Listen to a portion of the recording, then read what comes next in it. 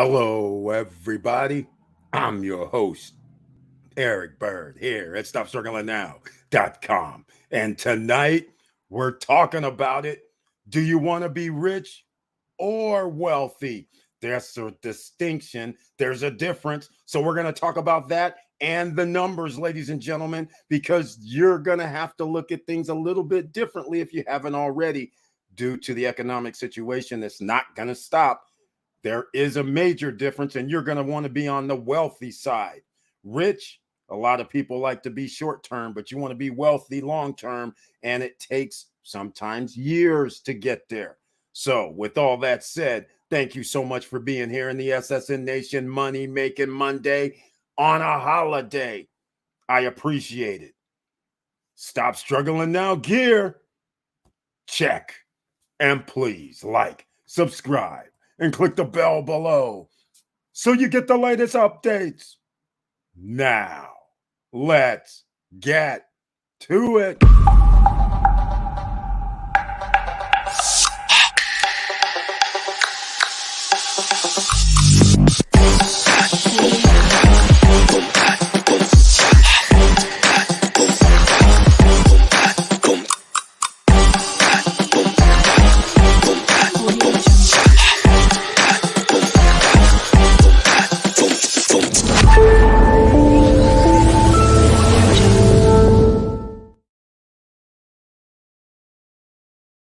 All right, welcome back. And once again, I want to thank you so much for being here because you can be anywhere on this holiday night, but you're joining me and the rest of the SSN Nation here. And please share the videos because you never know who you may be able to help. You never know who is watching, who is trying to receive some information or looking for some information. So please share the videos. And also, let's talk about this tonight because I'm going to start this off with the basics, but let's see who's in the house. First up, Laverne Penix. Welcome to the SSN Nation Money Making Monday live stream, and he has the icon next to his name, also known in these parts as Mr. Cool. He's here, and he brings his tagline with him. Hello, SSN Nation. I hope everyone is doing well. He lets me know I received a notification into trailer. Unbelievable. He saw both of them. Let me know if you received your YouTube notification and saw the trailer as well. So thank you so much, Mr. Cool, for being in the house tonight. I greatly appreciate it. Miracle Bro, the young gun is here. Welcome to the SSN Nation Money Making Monday live stream, and he has the icon, one of the new members of the channel, so I appreciate that. Thank you so much. And he says, SSN Nation Unite. That's like SSN Nation Assemble. I love it. Thank you so much for being here once again, Miracle Bro. Very nice to see you. Georges Charles, the newest emerging millionaire, is in the house. Welcome to the SSN Nation Money Making Monday live stream. And he says, I want wealth. That's exactly what we want for everybody here. A rising tide lifts all boats, ladies and gentlemen. And we're trying to make sure that rising tide lifts without no barriers to entry. Nobody stopping you. Only you's going to be stopping you. How about that? So think about it, ladies and gentlemen. When you want to do something, is anybody really stopping you? Fear may be stopping you. Somebody just mentioning, oh, you can't do it, may be stopping you. Somebody saying you don't have the skills or the mindset to do it, that may be stopping you. Or you might be going, I don't have any money to start what I want to do. Well, ladies and gentlemen, I have the first news of order today. You don't always need money to start something. That's why you have contracts. That's why you can go door to door or person to person or be online. So I'll give an example here shortly is what I'm talking about, but we're talking about rich and wealthy. Lathea Hines is in the house. Welcome to the SSN Nation Money Making Monday live stream. Thank you so much for being here. Good evening from Lebanon, PA. Very nice. Thank you so much for being in the house. I greatly appreciate it. And once again, smash that like button. All right. It doesn't take your money to make money. Exactly. Georges Charles starting it off quickly. because there is a difference between the mindset when you think rich and wealthy. There's two different ways that you may start thinking, and neither way is wrong, but the wealthy part is what you want to get to. And here we are. Alethea Hines is saying, bootstrapping my business now. This is awesome to hear. That's what it has to be sometimes. There's always leverage points, in my opinion, when you start looking at ways to make money. You can always leverage what you have. So in this day and age, it's so easy to get your product out because of all the social media platforms. So you may not have the largest or biggest following, but you at least have an out. You don't have to buy TV ads that you have to run for a few weeks to see if they're effective. You don't have to buy newspaper ads like back in the day where you had to keep running them every day and every week and every 2 weeks to be effective, or have to be in the Sunday paper because that was the busiest one, or certain days of the week. None of that. Now you can just be at your house, find something on Alibaba, which people have done, and simply put it on websites, not even own anything, and make money, extra streams of revenue. Now, businesses, bootstrapping your business. Alethea Hines, I love that word bootstrapping because I haven't talked about this too much. I prefer when somebody starts a business that they do exactly that. I am not a fan of somebody starting a business and then saying, let me charge my $10,000 credit card. Let me charge my $15,000 credit card. The reason why is because you have no track record of success. So you're already putting your business in the hole before you even began, because in 30 to 45 days, you have a bill that's coming in that says, hey, you owe us $250, $300, $400. And if your business didn't make any money, you're already negative. And you haven't even started. And it's very hard to start a business from day one and have revenues coming in. It usually takes a little time before money start coming in at all. So therefore, if you can bootstrap where you can actually put it together based on your job, based on income, not really having to borrow or do anything crazy, because then you're profiting right away. So I love that approach, bootstrapping. So best of luck to you. Let us know what type of business it is, because Alethea Hines, if you don't know, this is SSN Academy, SSN Nation, SSN University, and it's the No Guru Zone. And what does that mean? We help everybody, and not just me. We have entrepreneurs, we have business people here in the chat room. You never know. Somebody here can help you. We have superstars here. All right. And I'm not saying I'm the superstar, is what's so awesome. We have the SSN Nation community, and we have some people that are very smart, very well educated, investors as well, entrepreneurs as well. So they always have some suggestions that can help you. So let's hear about this business, Alethea Hines. If you've already started, if you don't mind sharing, because we like discussing business and giving a little advice, recommendations. Nothing's wrong, whatever it is, because it's always fun here. This is why it's called Stop Struggling Now. All right. It doesn't take your money to make money. No, not really. You leverage. I love the leverage points. Victor Marrero's in the house. Welcome to the SSN Nation Money Making Monday. He has the icon next to his name as well, and he's counting the days to retirement, ladies and gentlemen. He has done it right. What does right mean? Well, hold on. I won't tell you that yet, but let's get to his tagline. Hello, all. Let's do this. Thank you again, Victor Marrero, for being in the house. I greatly appreciate it on this holiday Monday. But there's no holiday here. We still rolling. We're still here trying to help people. No, Yahweh J is here. Thank you so much for being here once again in the SSN Nation Money Making Monday live stream. And he brings his tagline tonight. Hello, SSN Nation. Hope everyone is doing well. Got notification and saw the trailer. Thank you so much for that. And everybody, let me know if you received the notification and saw the trailer, because that's only 2 people tonight. We're not going to be breaking records with only 2 people that has seen the trailer and received the notification.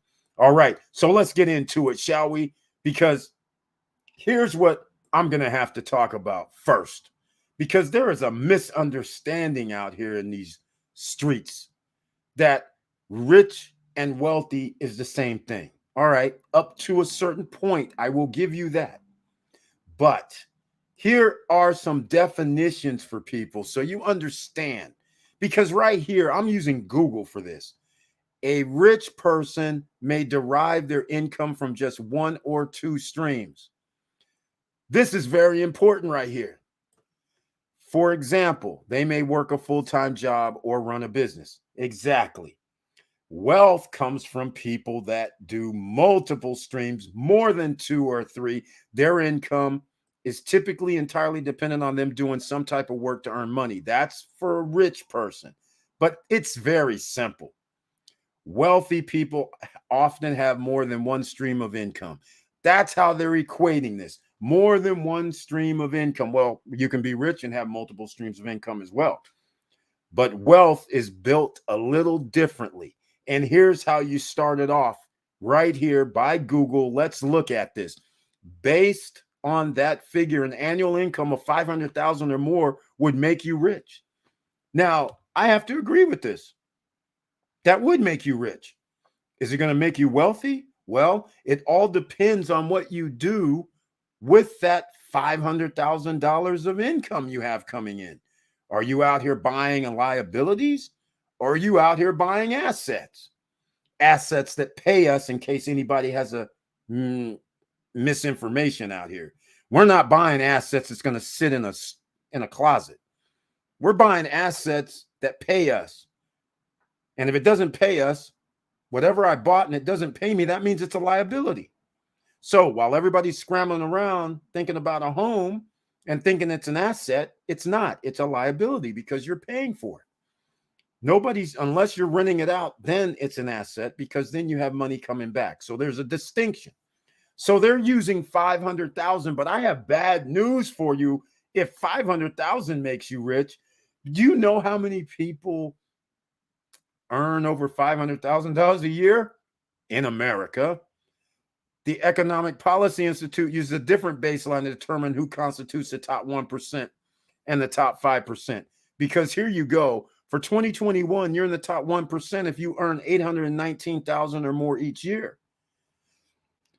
The top 5% of income earners make 335. So when you start looking at these numbers, all of a sudden you start realizing, as everybody here knows, if 95% of the people are not rich in America, right?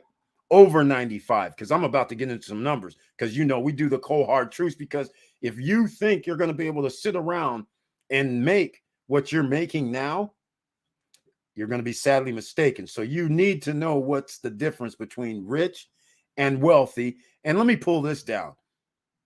Let's pull this down. He's a wealthy man, natural resources, very wealthy country. All right. Here's the real deal. Right here on Schwab's, Victor Marrero's one of his favorite companies, Schwab's 2021 Modern Wealth Survey said a net worth of 1.9 million qualifies a person as wealthy. See the difference, ladies and gentlemen? This right here is the numbers. This is what Schwab's going to consider. You have $1.9 million worth of net worth.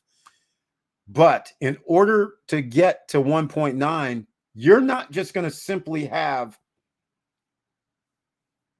running your business. How many businesses make $300,000, $400,000, $500,000 a year? And after 5, 6, 7, 8 years, you're going to have $1 million sitting around, or 1.5. That's likely not going to happen. What's going to happen the other way? How are we going to get wealthy here, ladies and gentlemen?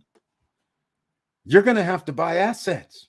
That's the only way you're going to be holding $1.9 million worth of anything. Or you're going to have a business that goes in IPO on the stock market. Or you're going to buy multifamily properties or short-term rental properties. There's a set way that you're going to earn enough to be considered wealthy. Now that you know the parameters, $500,000 is not going to cut it because you can't retire. I'm going to tell you that right now. There's a lot of people that retired with the 401k. They had $700,000 in their account. They're not feeling all good now. Just 3 or 4 years ago, people retired. They thought they were good with $700,000-800,000. They're finding out the cost of living has increased so much that they're like, wait a minute, if this happens over the next year, 2 years, which it could continue this route, my buying power is reduced dramatically. Never mind, like my friends who retired like 2 years ago, 3 years ago, when they had over $1 million, their money was in the stock market. Stock market goes down 25%. Their 1.3 is no longer 1.3. It's like 880, 850, 800,000. That's, and you're like 60, 62, 63 years old. You're thinking, I got another 20 years to live. What if this goes south? What if I actually need to take money out from somewhere? I mean, this is the kind of thing we don't want you in here. When you leave and see these videos for 4 years, what I've been talking about, all you have to do is just a few things and you'll be fine. Basically, the streams of income need to be coming in. That's what actually, in my book, makes you wealthy. And what I was referring to earlier is Victor Marrero. He already did several things: short-term rentals, long-term rentals, worked at a job, retired. So there's 3. And then when you kick in little Social Security, let's say, right, and investments from the stocks, he's going to probably have 4 or 5 different revenue streams coming in, for instance. This is what you want. This is how you are wealthy. So some people will go, Eric, you said on Google, it says 1.9 million qualifies a person as wealthy, right? Well, like I said, I don't consider that really wealthy. The numbers that you should be considering is this. You should, in my opinion, all right? Everybody has their own opinion. Google said 1.9 million makes you wealthy. Here's what makes you wealthy, in my opinion. First, let's start off with the lifestyle, all right? I start going down a different list. Can you wake up whenever you want? Can you generally leave and go wherever you want? Are you healthy without having to go to the hospital? Those are the first 3 criteria I go by. So some people may go, I don't have 1.9 million. I agree. Let's just face facts. How many people would? It's only 1% of the population that would, right? Less than 1%. But all I'm saying is, think about it. Some people are wealthy and don't realize it because they're using the metrics on Google. They're going, oh, I don't make $500,000 a year, so I'm not rich. And I don't make 1.9 million. I don't have net worth of 1.9 million. So that means I should feel bad. I'm not wealthy. I'm not rich. I'm nothing. I'm just okay. Well, see, that's the whole problem here when you use numbers. Because if you're healthy, no medical situations, if you're happy, if you can pretty much go and do whatever you want, which means you have extra streams of revenue coming in, there's your battle right there. Anybody with a net worth of 1.9 million, which is some sort of number they gave out, anybody who makes $500,000 a year, somebody please tell me this. Why are these people also going to therapy and also unhappy and depressed? That doesn't matter. What creates wealth is when you are able to feel good and be able to go wherever you want, whatever you want to do, and sit there and say, okay, here's what I want to do today, or here's what I'm going to do next week. You don't have to go, oh, my job, I got to go check in. Oh, I got to go do this. No. So my point again, I'm using Victor Marrero tonight because he's retiring shortly, and he already set up multiple streams of revenue as he was going along. And he's probably going to add another one because you can't sit around. You're going to do something else. So he'll just by default, he'll do another one because he'll probably do something on social media, and then he'll get monetized and he'll get an extra check for whatever extra money coming in for whatever he's doing. So this is how you should be approaching this, ladies and gentlemen. It's not a number. It's not really a number. Because when you start going with the equations of happiness, being able to wake up whenever you want, go do whatever you want every day, if you can do that, then you're already halfway home. And you're going to need those 4 or 5 streams of income coming in. Yes, that's going to be mandatory, but that's the only way you're going to be able to sit around house. So all I'm saying is, in my book, I don't use numbers as wealth. All right. Because it could be looked at many, many different ways. All right. Victor Morel's on the bad list. He says no notification tonight, but I know the reason. I had turned off the notification alert on my new phone. I fixed that for the next time. Okay, Victor Morel, thank you so much for letting me know. Here's what he says. Assets minus liabilities equals total net worth. Exactly. Not too many people are worth over 1 million target. Exactly. It's less than 1%. That's why they're 1.9 saying it's 1%. I already know the number is skewed. It's not that. This means no debt, and that's extremely hard with current system. He's got it exactly right. It's very hard for somebody to do 1.9. So we're talking about like a 1%, under a 1%er. I'm about to present you some numbers, so you're about to see it for yourself. They can tell me whatever they want to tell me, but that's the actual true form of net worth. But what I'm trying to let you know, if you are sitting here making, I don't really care, I'll just make a number, $100,000, right? Somebody would say you're not rich, you're not wealthy. But I'm going to tell you this. If you say to me, you go, hey, Eric, my rent or my house costs me $25,000 a year. I pay like $20,000 in taxes. I have extra streams of revenue coming in. So that means I have like 5 or 6 G's per month that I can use to invest. To me, I would say, oh, then you're doing great. And also, I would consider that wealthy if you are sitting there going, I have 3, 4 streams of income coming in, and it meets the criteria where you wake up every day and you're happy and you say, hey, this is what I'm doing. I can go do whatever I want. Nobody's sitting around here trying to be like a rock star, a rap star, a movie star. These guys get paid millions of dollars in lump sums. So you can't compare them, which a lot of people do online, right? This is not a competition. This is not comparison shopping. You have to be you. If you want to be one of these artists, basketball, football, one of these guys that get paid millions of dollars for what they do, well, you better start working at it, because generally it's not like you can just start out of the blue. You have to put in years of the craft. And even then you might not get to the promised land. So these are the type of things. And when you only have less than a few thousand people on the planet that actually make, well, $20 million a movie or $10 million a movie, or have platinum albums where they actually receive $5 million from their album sales, you're in rarefied air. So we can't compare against those people. We're ordinary citizens. So think about it, ladies and gentlemen. All right. Here we are. George Charles says it's hard to get wealthy from your job. Exactly. That's almost like a no-go. You can't generally get there like that. You have to be like Vanessa Comagate.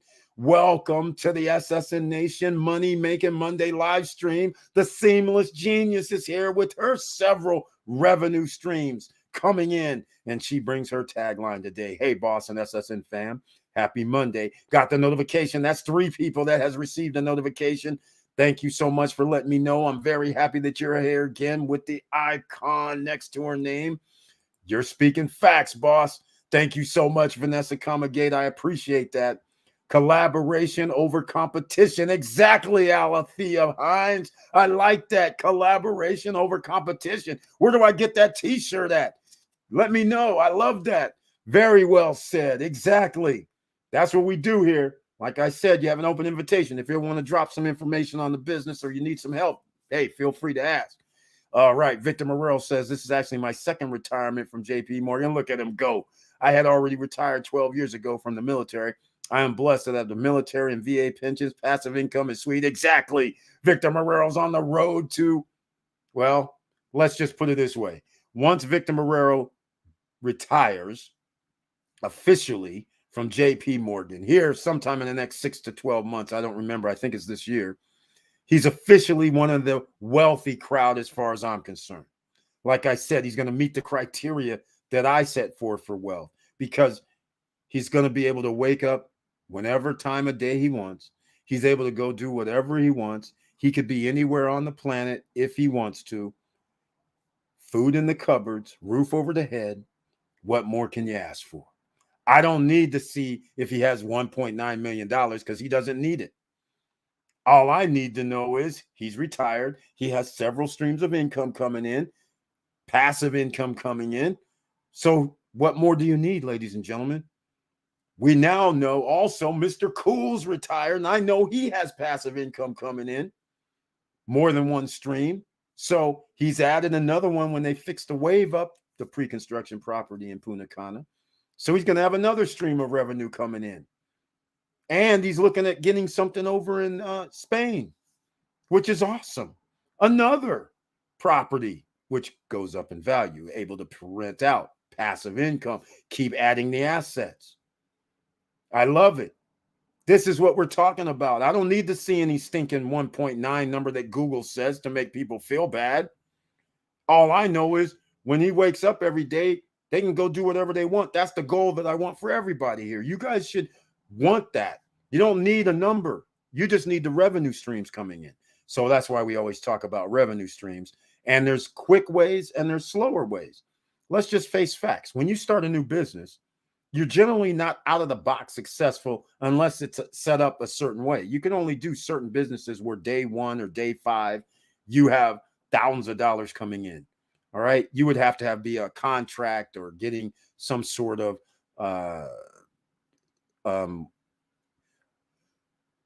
contractual agreements where I'm going to have a derivative. So I come to you and be like, hey, I sold this for $100,000 on paper. They're going to pay me $300 a month, whatever. And then I take that piece of paper down here and the guy goes, I'll give you $60,000 for that.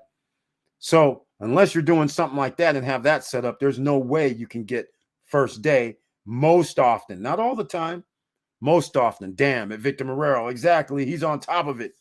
That's awesome, Victor. That's the way to do it. Exactly. Vanessa Comagate, he's there. He's been doing it. He's been doing the damn thing. Not bad for Mr. Puerto Rico coming out. That's what I love. America. You can do it, ladies and gentlemen. Miracle Bro. Victor is killing it. Exactly, ladies and gentlemen. A lot of people are killing it. Victor's had he set it up exactly how he wanted to. So there you go. I only wish, Aladia says, facts. It took me 15 years to build my book of business. There you go, Vanessa Comagate. Exactly. Let them know. Some people out here, they keep doing this. It drives me crazy when I see all these guys going out here leasing cars, telling people they're buying them, going out here acting like they did something in like 3 days.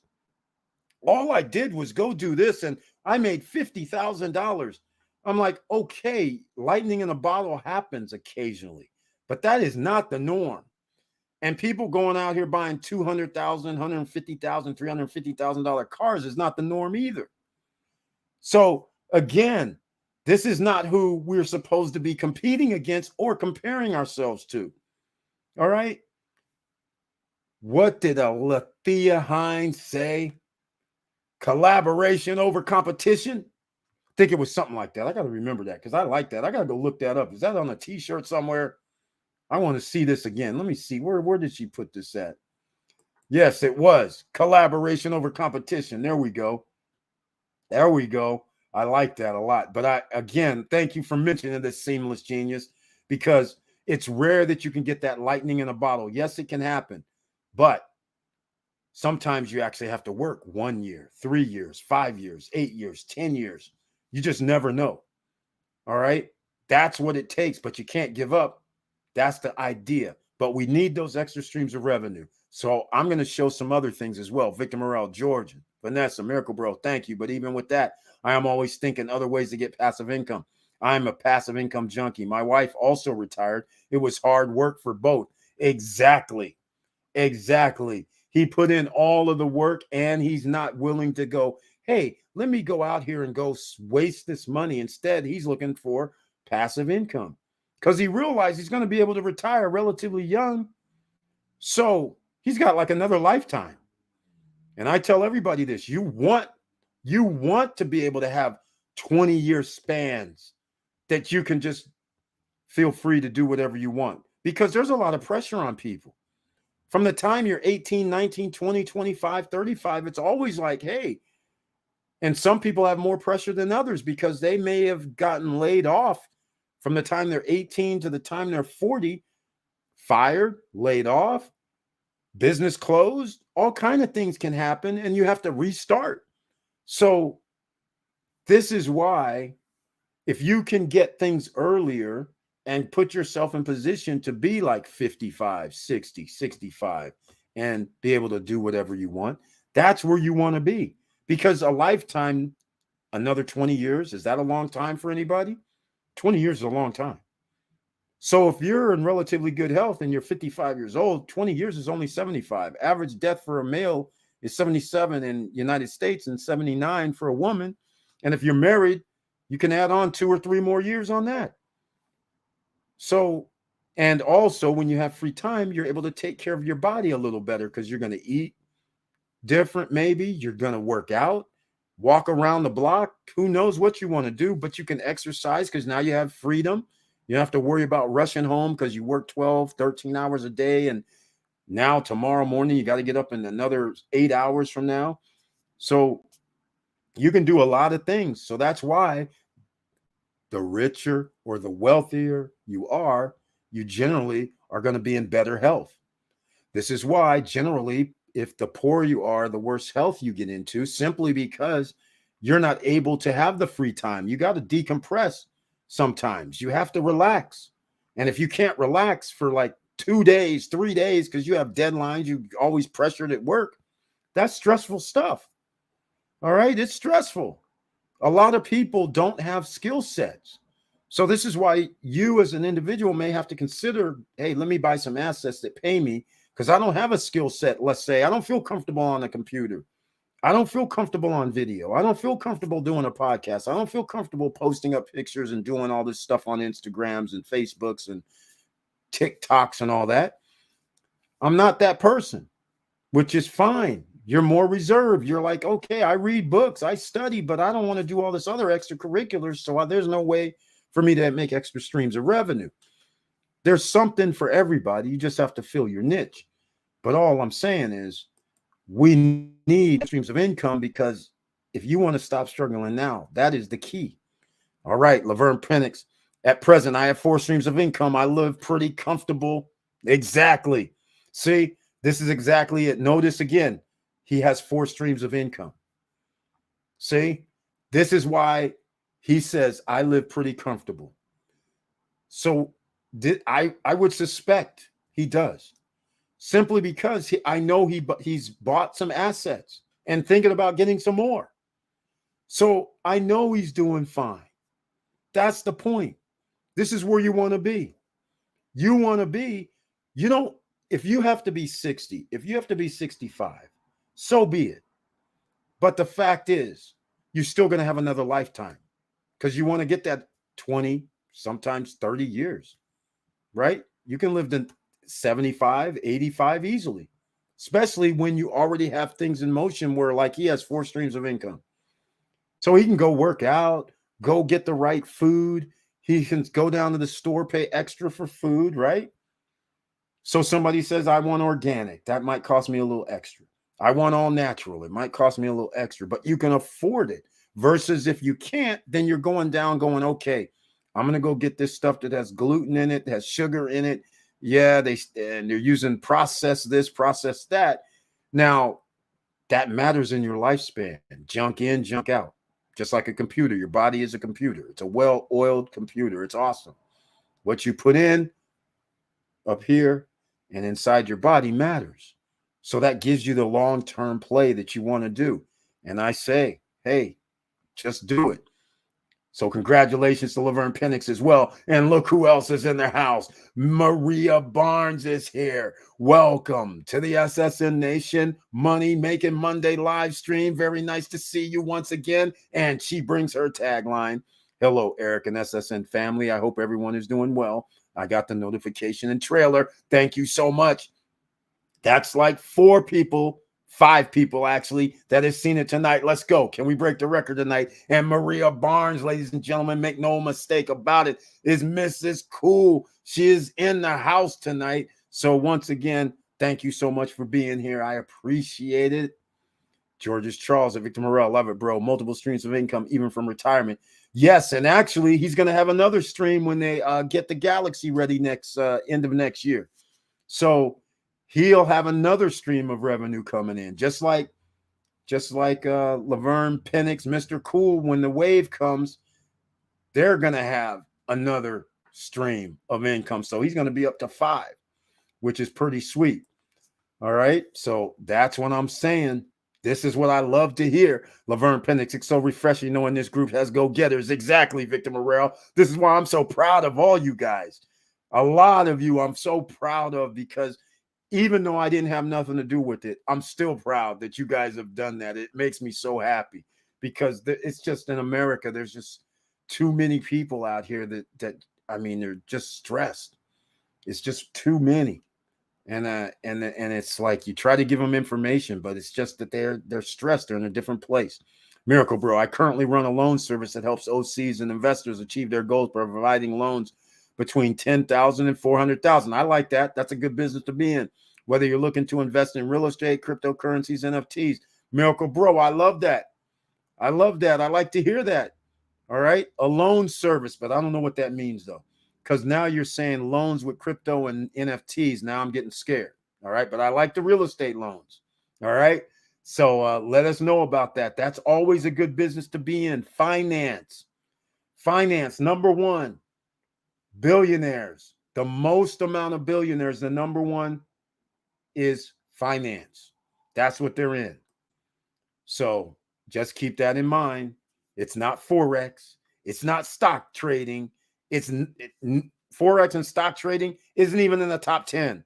There is no billionaire that is there because of that. All right. They're there because they have multiple businesses. Finance, they're in the finance industry. Number 7 is real estate. All right. So don't get it twisted out here. A lot of people get confused on what billionaires are doing. There's only 3,500 billionaires on the planet. That's it. Out of 8 billion people. 3,500. So they're rare and they're noticeable. LVMH, he sells luxury items, watches, jewelry, bags, clothes, commodities that millions of people buy. Number 2, Elon Musk, car business. Tesla stock from an IPO is generally what has kept him in the billionaires list, along with his other companies as well. All that combined, right? Then when you start getting to Bezos, stocks again, companies, businesses, bought multiple businesses as well. Notice a trend. Notice the top guys aren't like real estate guys. They all have businesses and they all are on the stock market. Coincidence? Hardly. All right. So think about it. Miracle Bro, that's the bread and butter biz. Ask me how I know exactly. Vanessa Comagate does the same similar stuff with loans and lending. Alethea Hines says, I'm retired and have 3 businesses, no revenue coming in. Okay, Alethea Hines. Well, you know, you're in the house of entrepreneurs and business people. Let's see if we can get something rocking and rolling. We don't mind talking about it. What type of businesses are we talking about here? Let's hear it. Hell, we don't mind sharing some love and insight, and maybe even somebody wants to buy something. All right, Alethea Hines, you have to have the right biz or something. Sometimes it takes time. Very well said, Vanessa Comagate. It takes time. And sometimes just let other people know about it that's here, that's our entrepreneurs who are business people. Maybe they would have some suggestions. All right. So let me know. That was the plan. I'm 60 years old. Alethea Hines, 60. You still got another lifetime. I count 20 years lifetimes. So when you guys might keep hearing me say lifetime. So when I'm 0 to like 18, 19, 20, that's a lifetime. After 18, generally, or 17 or 18, generally people make decisions because you're usually out of high school. So then you're making decisions. Are you going to school? You're getting a job. So from like 20 to 40, I consider that like another lifetime because your mind is different than it was from 0 to 18. Your mind is also different from the time you're like 20 to 40. So now another 20 years is 40 to 60. Now you're thinking about, okay, now hold on. I'm 40, I'm 45, I'm 50. Wait a minute.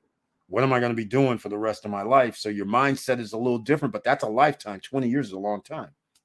And then when you get to 60, you got another 20 years generally to live. You're going to live to about 80 in this day and age, generally for most people, at least. That's another lifetime. 20 annual years is a long time. All right. So it's not over yet, Alethea Hines. So if you want to drop and let us know what these businesses are, maybe we can help you out with some suggestions on what to do. So we got income coming in because there's always ways to get a little bit of income coming in. All right. Victor says too at Miracle Bro. Very interesting. Is that a private company? Your company? See, he opened up a can of worms around here. When you start talking about loans and lending, you never know. You have some entrepreneurs, you have real estate investors here. You have people who would say, hey, hold on now. If you start talking about loans, well, let's hear about it. Alethea Hines, see, Victor Morero's here asking, what type of businesses? Yes, we're all waiting. See if we can give some help. Vanessa Comagate at Maria Barnes. Good evening, Mrs. Cool. Exactly. In the house. Showing the love. Vanessa Comagate. Good questions, Victor. Exactly. Georges Charles. In 2 years, I will have a good stream from my real estate in Punta Cana. Exactly. We estimated. So we've estimated, what was it? I think we estimated on the low end conservative side, he has 4 properties to date. We estimated he's going to be doing like $100,000, 120,000, I believe it was, profit from his 4 units, which is roughly, it's only 30,000 a year. That's doable all across the board. So we're talking like this could get crazy. Victor Marrero has 1 property that does that. All right. With profits. So Georges Charles put himself in great position to be joining the retirement club sooner than later.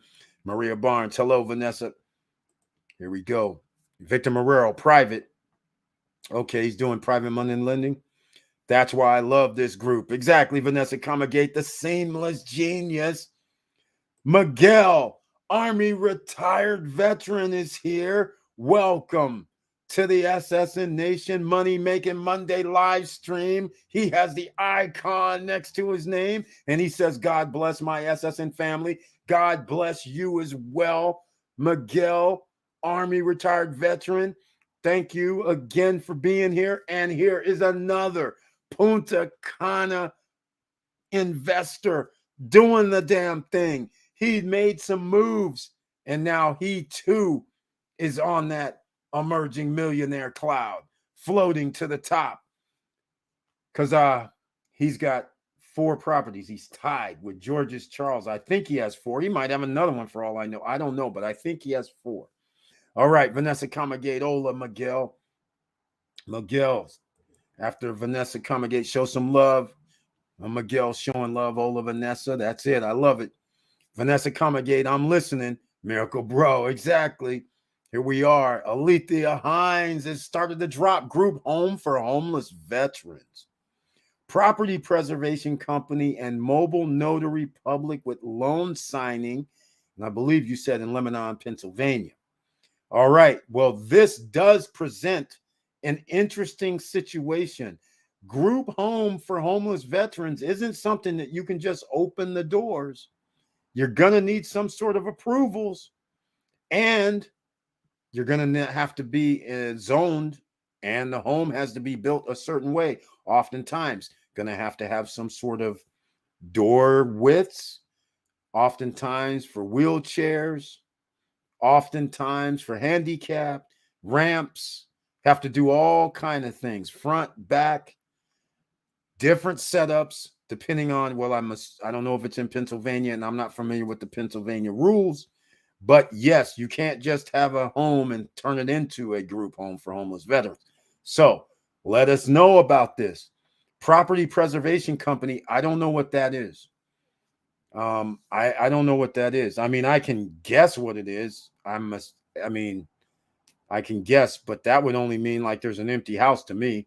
And then you're making sure that if it's a, let's say, a bank owned property and it's sitting there vacant, they need somebody to make sure you keep it up. That's the only reason I would call a property preservation company. Let us know what that is.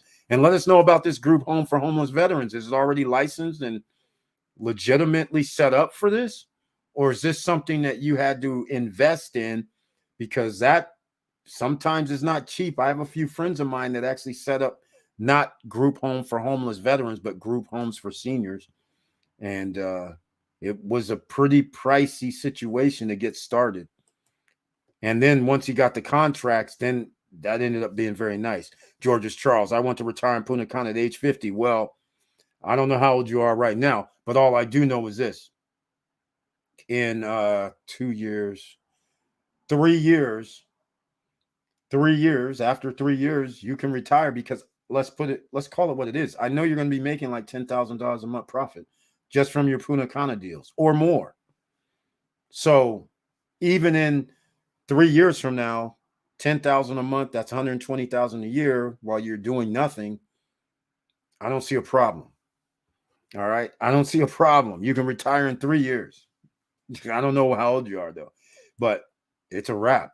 All right, Victor Marrero, how old did you retire? He hasn't retired. Well, I think he's retiring this year, but let us know if he wants to give out the age.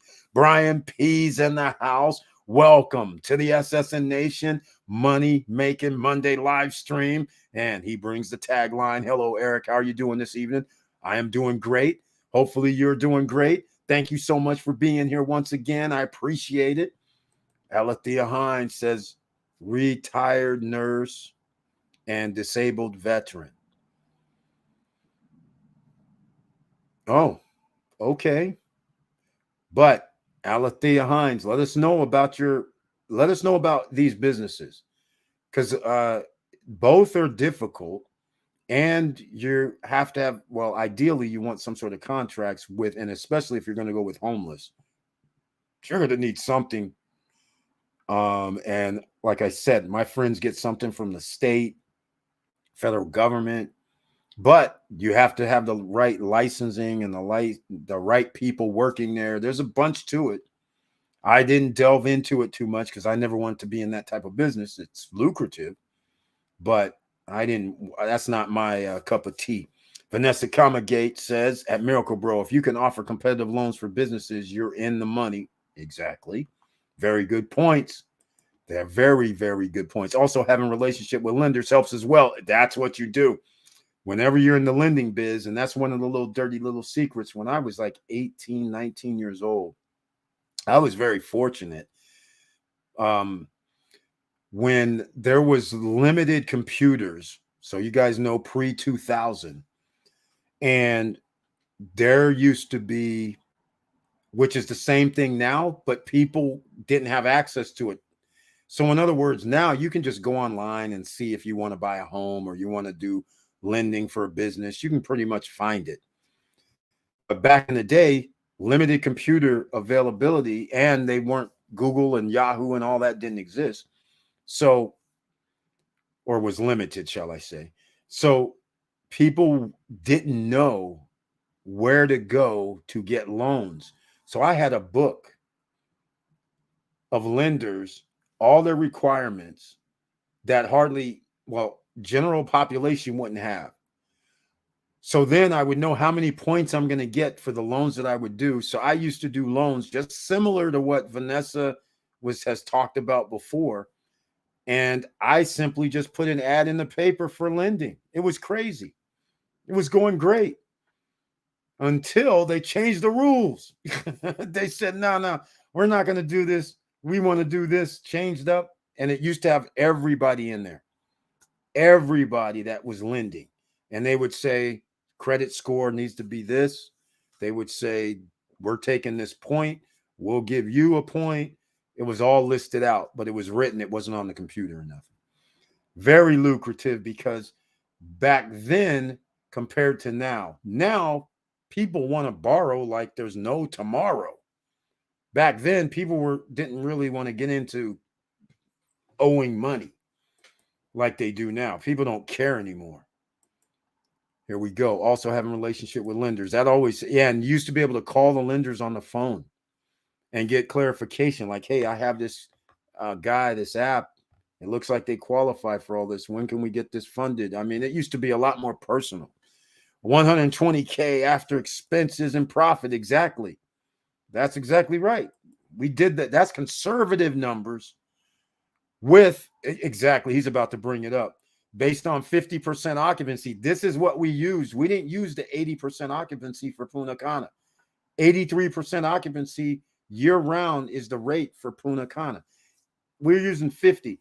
The management companies are saying 65%. I'm not mad at them. I like 65% too, because you guys know I use 50% all the time, just so I know I'm good. That's 14 days. And in fact, you guys heard me talk before where I use 7 days. So then I know I'm really good. So if I get 10% or more for 7-day rentals, you know I'm good. That's 25% occupancy rate. That's pretty awesome if you can rent for 7 days and still make 10% on return on your investment. That's sweet. So this is why it's so exciting for George's Charles, because if we're doing 50%, 120K, imagine if he's able to get like another 20%, he'll be at 140, 150 if he gets to 70% occupancy, which with the properties he has, it's more than likely. So he could be approaching 12, 13K per month on average for his properties. And again, you can pretty much call it over, right? You don't have to do much after that, especially if you have management. It's going to be incredible. All right, Alethea Hines, that's great, helping veterans. Have you looked into grants? Yes, that's what she's going to have to do if she's doing homeless, because homeless people can't pay. Let's just call that what it is. And so that means she has to be in the grants. Now, Alethea Hines, if that's your picture, it looks like minority owned. Check with your local city, county, state. Minority loans are going to be available for you, by the way, with the federal government and with the state. If you're on this group home situation, if you're serious, that's what you're going to have to do, because homeless means nobody can pay you. So where's the money going to come from? It's not like you can have clients. Veterans. So now you have a veterans. Victor Morero probably is going to know a little about it. Sandy Sanctuary for Veterans, Silver Fox Property Solutions LLC, and Silver Fox Signings. Okay, the notary part. Okay, notaries. Well, let's just call it what it is. Notaries $20, $25, $40, depends on what state you're in. Unless you what you want to do with notaries. Okay, so when the real estate market starts getting hot again, you want to tie into the realtors and all that, the banks, the lenders, the mortgage companies. You want to tie in, but they usually have their own guys. But it's worth a call for starters, because then they'll pay the $75 or $100 for notaries. Silver Fox Property Solutions. I don't know what the property preservation means. All right, but let us know. George's Charles retired from the military at 47 years old after serving almost 30 years. That was almost 12 years ago. Well, there we go. Military pension is pretty nice. I mean, there's nothing wrong with that. Congratulations on that. And then he went to work. He says, okay, one property is not good enough. I do long term. I rent it out. Now I'm going to get a second. I'm going to get a third. I'm going to get a fourth. And I invested my money. This is Victor Morero. I invested my money in the stock market, passive income, ETFs, and dividend stocks and growth stocks. And he's done that over the last 30, 40 years. He's doing good. That's how you want to do it, ladies and gentlemen, if you can do it. Vanessa Comagate, yes, I have. There we go. It's very, very hard. I will say that. George Charles, I used to be part owner of 24-hour daycare center. I will go back into that. Childcare is hard work, but profitable. Yeah, very profitable. Childcare, I know few of my friends have childcare facilities. They're very profitable, actually, because the state pays per child and you get food allocations, all kind of things you get for the government. So childcare is a little bit different, but this homeless situation, homeless veterans place where there's no real client is different. Alethea Hines, not really. I'm trying to sublease from private property owners to lease to the VA for shared housing. Oh, a twist. Trying to do the damn thing. Again, I don't know if anybody here has any experience with this, but I understand where you're going. I understand. So you're trying to do moving parts. So you're not gonna, what you're basically doing is what you have said, sublease. So you're renting from a private property owner, and then you're going to try and turn around and lease it to the VA. So that means to me, I would need a connection somehow because I don't know how I would get in personally. Maybe somebody else is familiar with this, but I don't know how me personally. I can't give you a great advice on that. Subleasing and then leasing versus owning the building and doing the whole setup yourself. But then again, if that's what you're trying to do, that's I mean, how many contracts do they have a year? And how much are they going to pay? Alethea Hines, are you currently servicing any vets? Yep, exactly. Group homes, how did you get involved? Is this a group of investors? Victor Morero, exactly. George's Charles, I'm 44 years old. Yep. So by the time he's 50, it's already a wrap. It's already a wrap just from his properties. It's a wrap for him. 6 years from now, he'll be making damn near $200,000 a year from his rental properties. And the reason people don't understand, it's in Punta Cana, and they're going to break their record for tourists this year. And this is only 2023, and they already have 7.2 million tourists that go to the Dominican Republic this in 2022. They're going to have probably 8 million this year. Then they just keep adding like 500,000 to a million every year thereafter because of all the entertainment they're bringing there, all the new projects they're bringing there. So in a matter of 6 years, you might as well add 3 to 4 million more. And if you have 10 or 11 million people going to the Dominican Republic, you're going to have 5 million landing in the Punta Cana area. And if they actually bring in that other airport, that anybody that lands in the United States or starts out in the United States, you can use your ID and go and land in Punta Cana, it's going to break all the records. They're going to have 12 to 15 million people going there in the next 5 years, 4 years, if they do that. And they're talking about that. So that would be a whole game changer. Instead of only 50% of all tourists coming, it's going to skyrocket to 60 at least. And if you have 11 million people, 60%, that's going to be pretty serious. 7 million people landing at that airport. They're all going to need a place to stay. Not all, but a large percentage of them need a place to stay. And I'm all here for it. That's where I want to be. So he's going to be, he could retire in 3-4 years easily if he wanted to. Thank you for your service, Victor, from Miracle, bro. Alethea Hines, Victor Morel, not yet, but I am doing landlord outreach to sublease properties to lease rooms to veterans through the VA. I already talked to the homeless veteran coordinator. All right, you're there. You're taking the steps. You're taking the steps. I like it. Not difficult at all. All right, I like it. I see where you're going here. You're putting in the work. That's what you have to do. Brian P., did you see Chase Bank does not offer cryptocurrency services directly to their online banking platform or through the JP Morgan self-directed investing app to buy digital assets like Bitcoin? Brian P., you have Mr. JP Morgan in the house. He can probably let us know, because I don't buy crypto through any bank. So I'm not running. Hell, I'm not trying to even keep my money, any paper money, in a bank either. I mean, I'm just telling you, I don't think banks not my friends. Like I said, Brian P., if you haven't heard this story, for 20, 30, who knows, 30 years ago, when Bank of America stole money from me and Wells Fargo, and they acted like no big deal and tried to lock me up after I'm arguing with them and showing them proof and everything. So ever since then, never kept money in the bank. Duffel bag of cash, my man.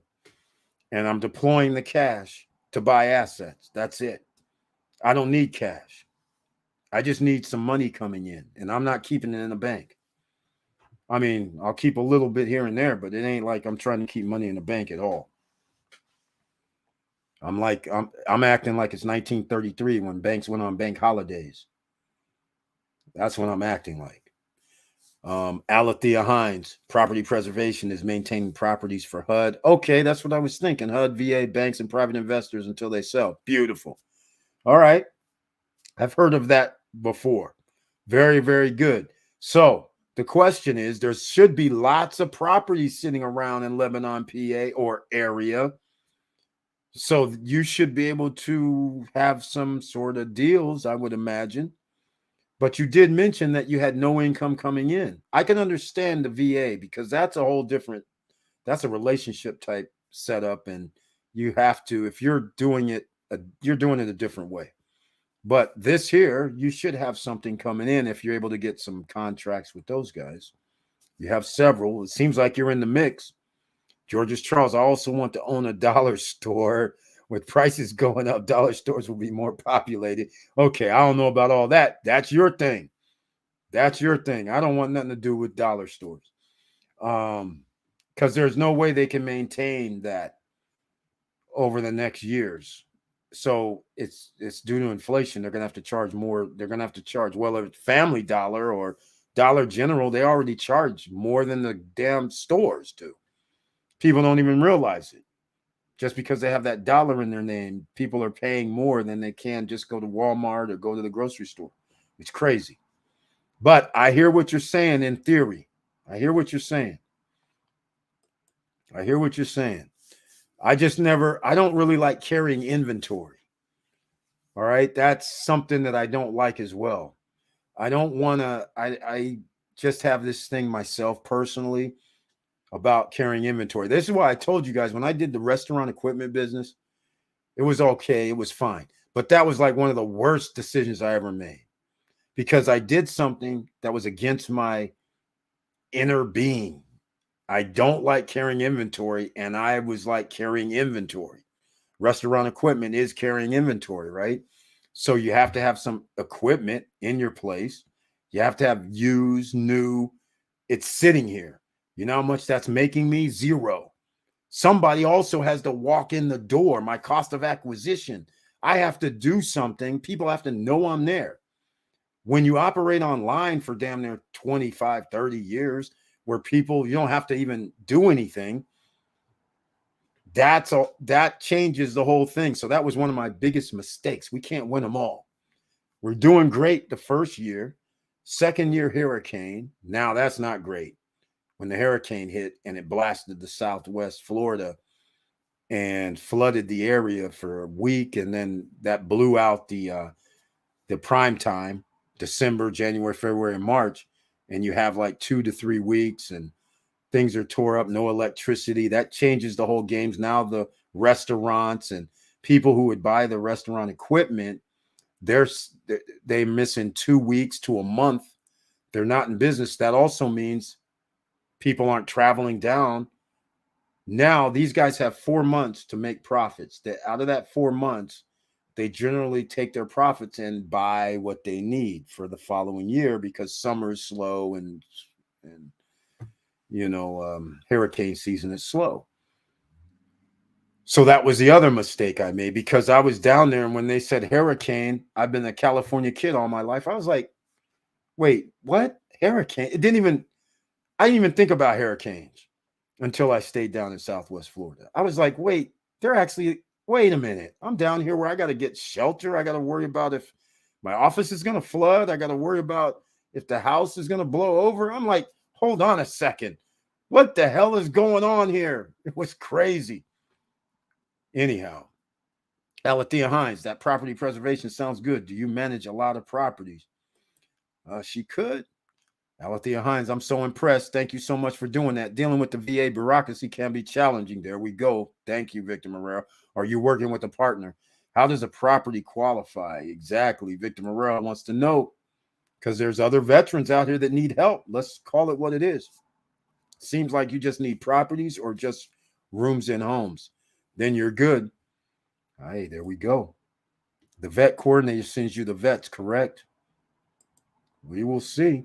Alethea Hines, do you get a commission from VA or from the landlords? This is very interesting. I like it. I knew you liked it, Victor Morrell. All right, Miracle Bro. I may have misunderstood the question, but essentially, one of my streams of income is to help connect lenders with lendees for a commission. There you go. Miracle Bro. Nothing wrong with that. Just like when I'm sitting here talking tonight, rich versus wealthy, there is a difference, right? So you can do it however you want, but it's no more like when I say, hey, you want free stocks from Robinhood and Webull, there's a link down below, right? Simple. Now, I've been talking so much. Let's just do some things here because I can't. I mean, in fact, I'm going to do this. I've been talking so much. Let's do this. You guys know I got to play a video, right? We got to talk about earn free Bitcoin. Why not? Rich versus wealthy, extra streams of income. If you can mine Bitcoin at no additional charge using your computer, you don't have to get mining equipment, but using your computer software or your tablet or your cell phone, wouldn't that be a good way to go? Miracle Bro, like me, bro, you're a broker. Exactly, Vanessa Comagate. He's a broker. Exactly. That's exactly what it is. Victor Morrell, Georges, yes, well-run childcare can be extremely profitable. My sister-in-law was doing babies and she was charging almost $200 per child per week. That's exactly right, Victor Morrell. She had a couple of babies, so do the math. That's exactly right. There's friends of mine that charges $250, $300 for babies per week. And as a single parent or even parents in general, two-parent households, man, I can't even imagine spending, I mean, $1,100, $1,200 a month for two children that are under the age of 5, let's say, and you got to go to work, right? I mean, that's just blows me away. Blows me away that people might have to spend $1,800, $2,000, $1,600 a month for two children if they need childcare. That just blows me away. It's incredible, but they're getting it. And in some cases, people can't afford it, so the state pays. AB Refrigeration is in the house. Another investor, another entrepreneur, another businessman is here. Welcome to the SSN Nation Money Making Monday live stream. Thank you so much for being here. And here we go. Where do you keep all your money? Duffel bag of cash, man, and tied up in investments. If your money is tied up in investments, how do you pay for emergencies? Oh, no. You don't understand. Remember, we have passive income coming in, and I have a duffel bag of cash. You got to have a duffel bag of cash, and then you have to have money coming in. And no, I don't mean I leave zero in the bank. I just leave a little in the bank. A little. Like only a few thousand. That's it. That's it. Not crazy stuff. No 30s, no 20s, no 50, no 100. That'll never be in the bank. Ever. Ever. All right. So, no. And what do you mean emergencies? There's no emergencies here, man. No, I'm just messing with you. No, you have cash. You have cash. You have passive income coming in. So you always have money. You don't have to worry about that. And emergencies, I don't know what emergencies would be. I'm trying to think. I don't know what emergencies would be. Insurance covers a lot. But just to your point, I'm just messing around a little bit. But no, it stays with me or stays in a safe place. Let's just put it that way, where I have access to it. Nobody else, no banks are touching jack crap. Nobody's running down to the bank and you say, hey, can I get my 10 G's? And they look at you like, maybe. I need 25 G's, maybe.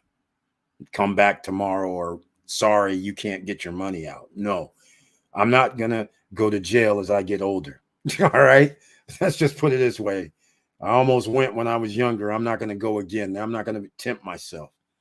I have bad things with 3 banks actually. Where do you keep all your money? That's it. If you've been around long enough, you know the duffel bag of cash is needed, man. Curtis Davis. Good evening, SSN family. Mr. Financial is here. Welcome to the SSN Nation Money Making Monday live stream. And he says, again, good evening, SSN family, ABMM, and shows the money bags. Always be making money because you want to be wealthy. You just don't want to be rich. You want to be wealthy, ladies and gentlemen.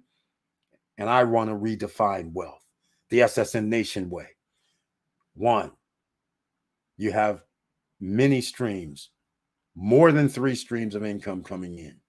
2, you can wake up any time of day that you really want to, not that you have to, when you want to. 3, you're taking good care and you have good health.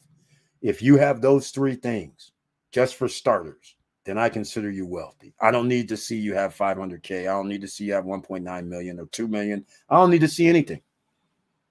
So I know you're going to be fine.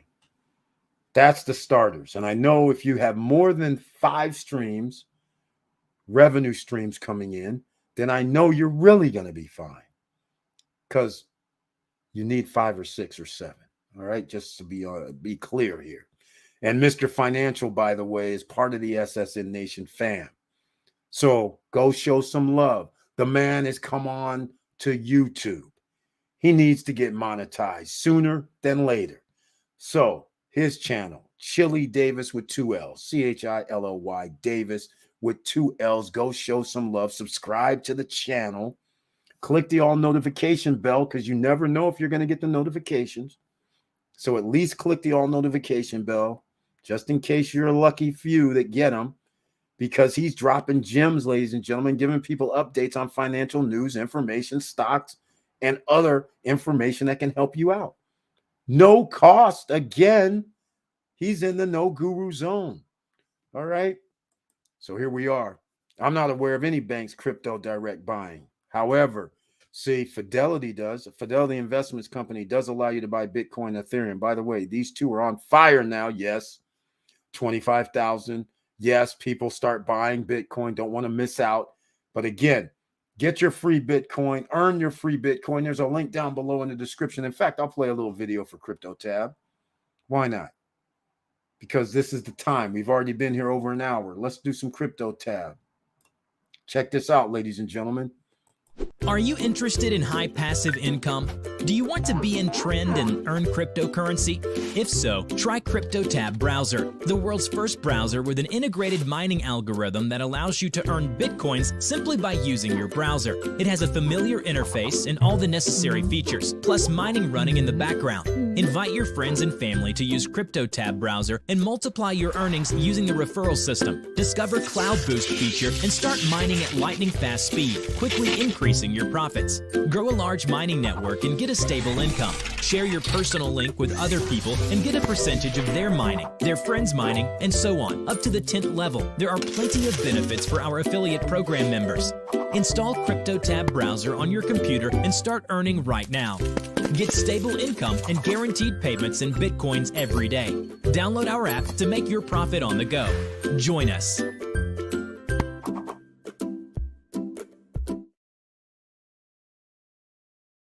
All right. Welcome back, ladies and gentlemen. Hopefully you saw that Crypto Tab. The link is down below. Earn your free Bitcoin.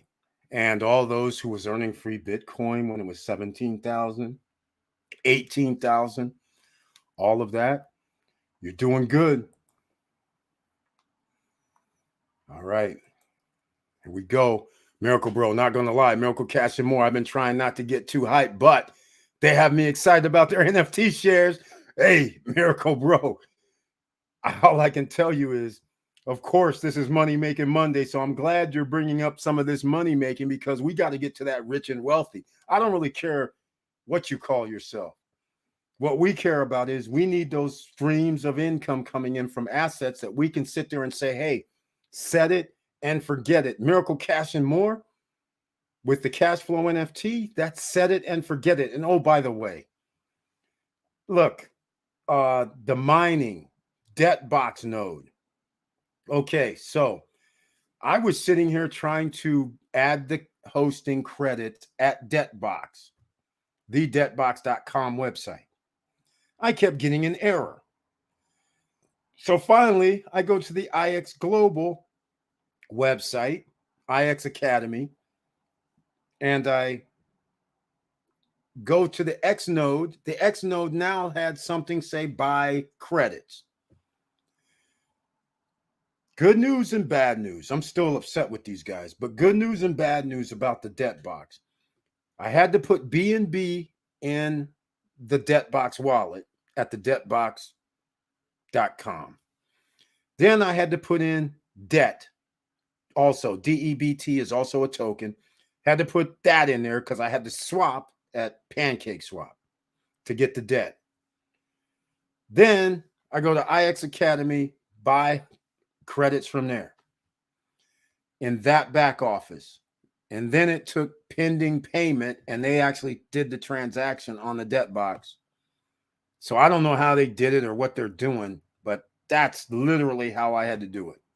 Still irritated because it should have just been, I should have just been able to go to one place in 2023 and say, hey, I want to pay with my damn credit card. Who cares? You do the transaction in the background.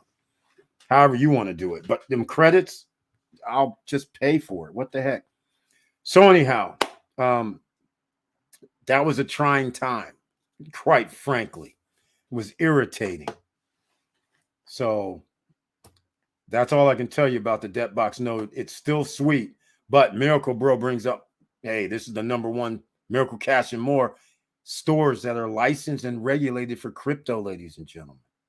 That's what we're talking about here. All right. Where can you get it? Where can you get it? We're going to talk about this in a minute, Miracle Bro. Wealthy means you're taking all opportunity to buy assets. Rich suggests you just want to show some people you look good in luxury car, home, or clothes. Hey, that's my assessment. It may take longer to become wealthy. Yes, generally it does. That's because, again, you know my pet peeve.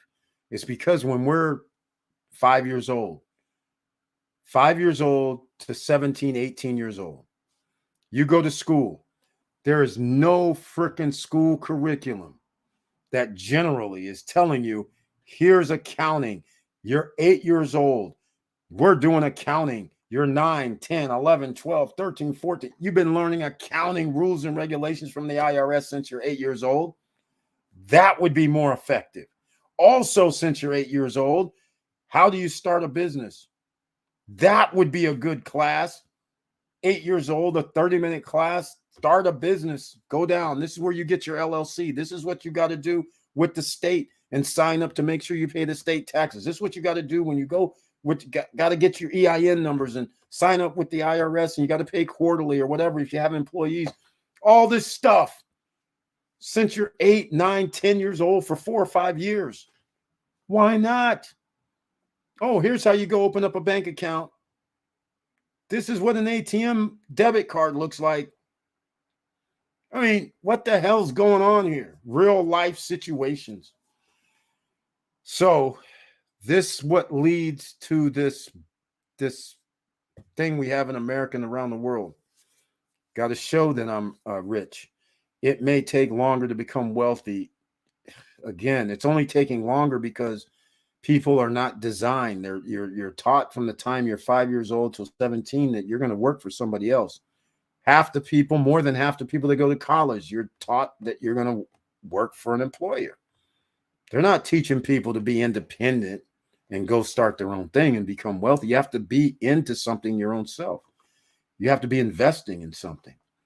So there you go. Yeah. Debt box is a mess. Laverne Penix not happy with the debt box, fellas. I'm not happy either. But Laverne Penix, hopefully you got your credits worked out. But I think you had 3 nodes. I know you had 3 nodes or licenses at the time. 3 licenses. I don't even know what it is. I don't think you should have to buy a V box for that crazy price. So maybe it's $30 or $40. I don't know what it is. But the fact is, we're still paying monthly. that little situation for a 30-day mining credits costs, I think it costs $4 or $5. I couldn't tell because I didn't realize what I put in my account, the debt box. And after it paid, then it gave me my balance. And I was like, well, I couldn't remember what I started with. But all I know is I had to put, I think it was I thought it was $5. It cost me $5 or maybe more because I had to pay gas fee. If I think I paid $7 for the 30 days worth of credits, but still it's annoying. Why would I do that? You paid for the license. So why wouldn't it just be you're mining it after I buy the license for $1,500 or $2,500 or $3,000 or $5,000? It's always about this extra money. And I don't like extra money. When you're supposedly giving people with the debt box are supposed to receive royalties and a return on the profits, and actually not even receive royalties or return on the profits. What they do is they buy the token and then burn it from the profits. So if it's $2 million, they buy $2 million worth of the token, then they burn it. Well, it's their token. So the $2 million still stays in house. So, you know, the mining part, that should have just been carte blanche. So I have to start questioning, even though I love what they do, I have to start questioning, well, why are you charging me like $5, $6? I bought your license. You were supposed to give me a return. Now I'm paying you. I'm like, hold on a second. And your return doesn't equal what I've paid you so far. So this isn't a win on my side of the ledger. And now you want me to pay you more money. I don't like that. I don't like that. That's not what we were getting into this. I still haven't worked out the credit. Oh, man. Okay, Laverne Penix, Mr. Cool. Go. Here, I'm gonna do something right now. Let me go log in. I don't know what this is gonna show, so I'll log in and I'll show you. You gotta go to the iceacademy.us and log in from there, and then go to let me see if I can get this right. Okay, what is this? Okay, are you sure you want to revert? What is this? Awaken qualification ends 20. I didn't. Oh, Dominican Republic. Okay, I'm not doing that. Yeah, are you sure? Okay. Let me see. Go down to where is it? Go get products. Okay. All right. Here, I'm going to show you, Laverne Penix. This is what we're looking for. Hold on a second. Let me see. Let me see right here. Let's see here. Okay. All right. Let's see what we got.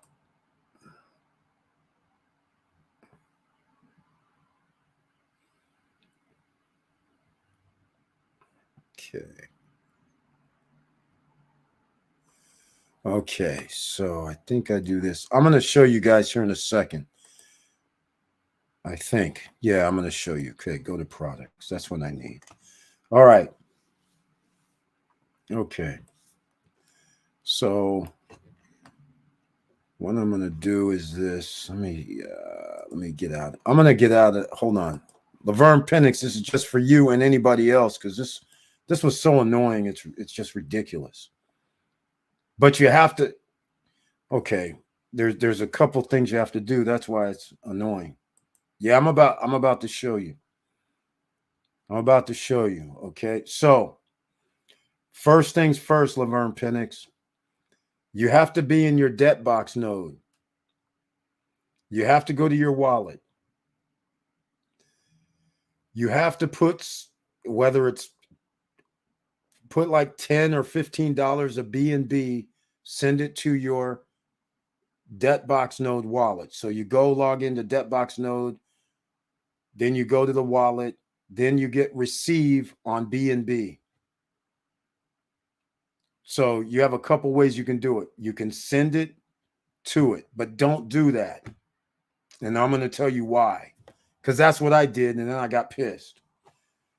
The reason why is because ultimately you can't use your DebtBox Node wallet to swap on Pancake Swap.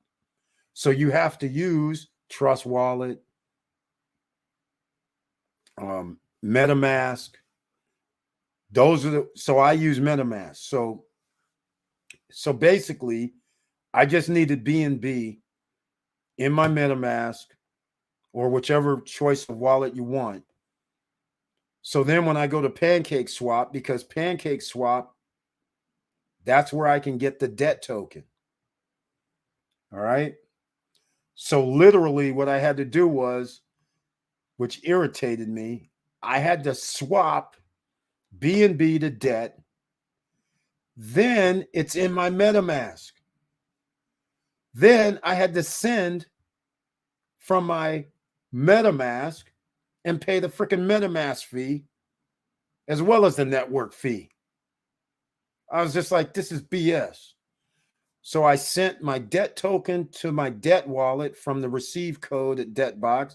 And then I sent my BNB, some of the BNB to the receive code at your debt wallet. So that's the only way I got it set up. Then I had to go to IX Global. And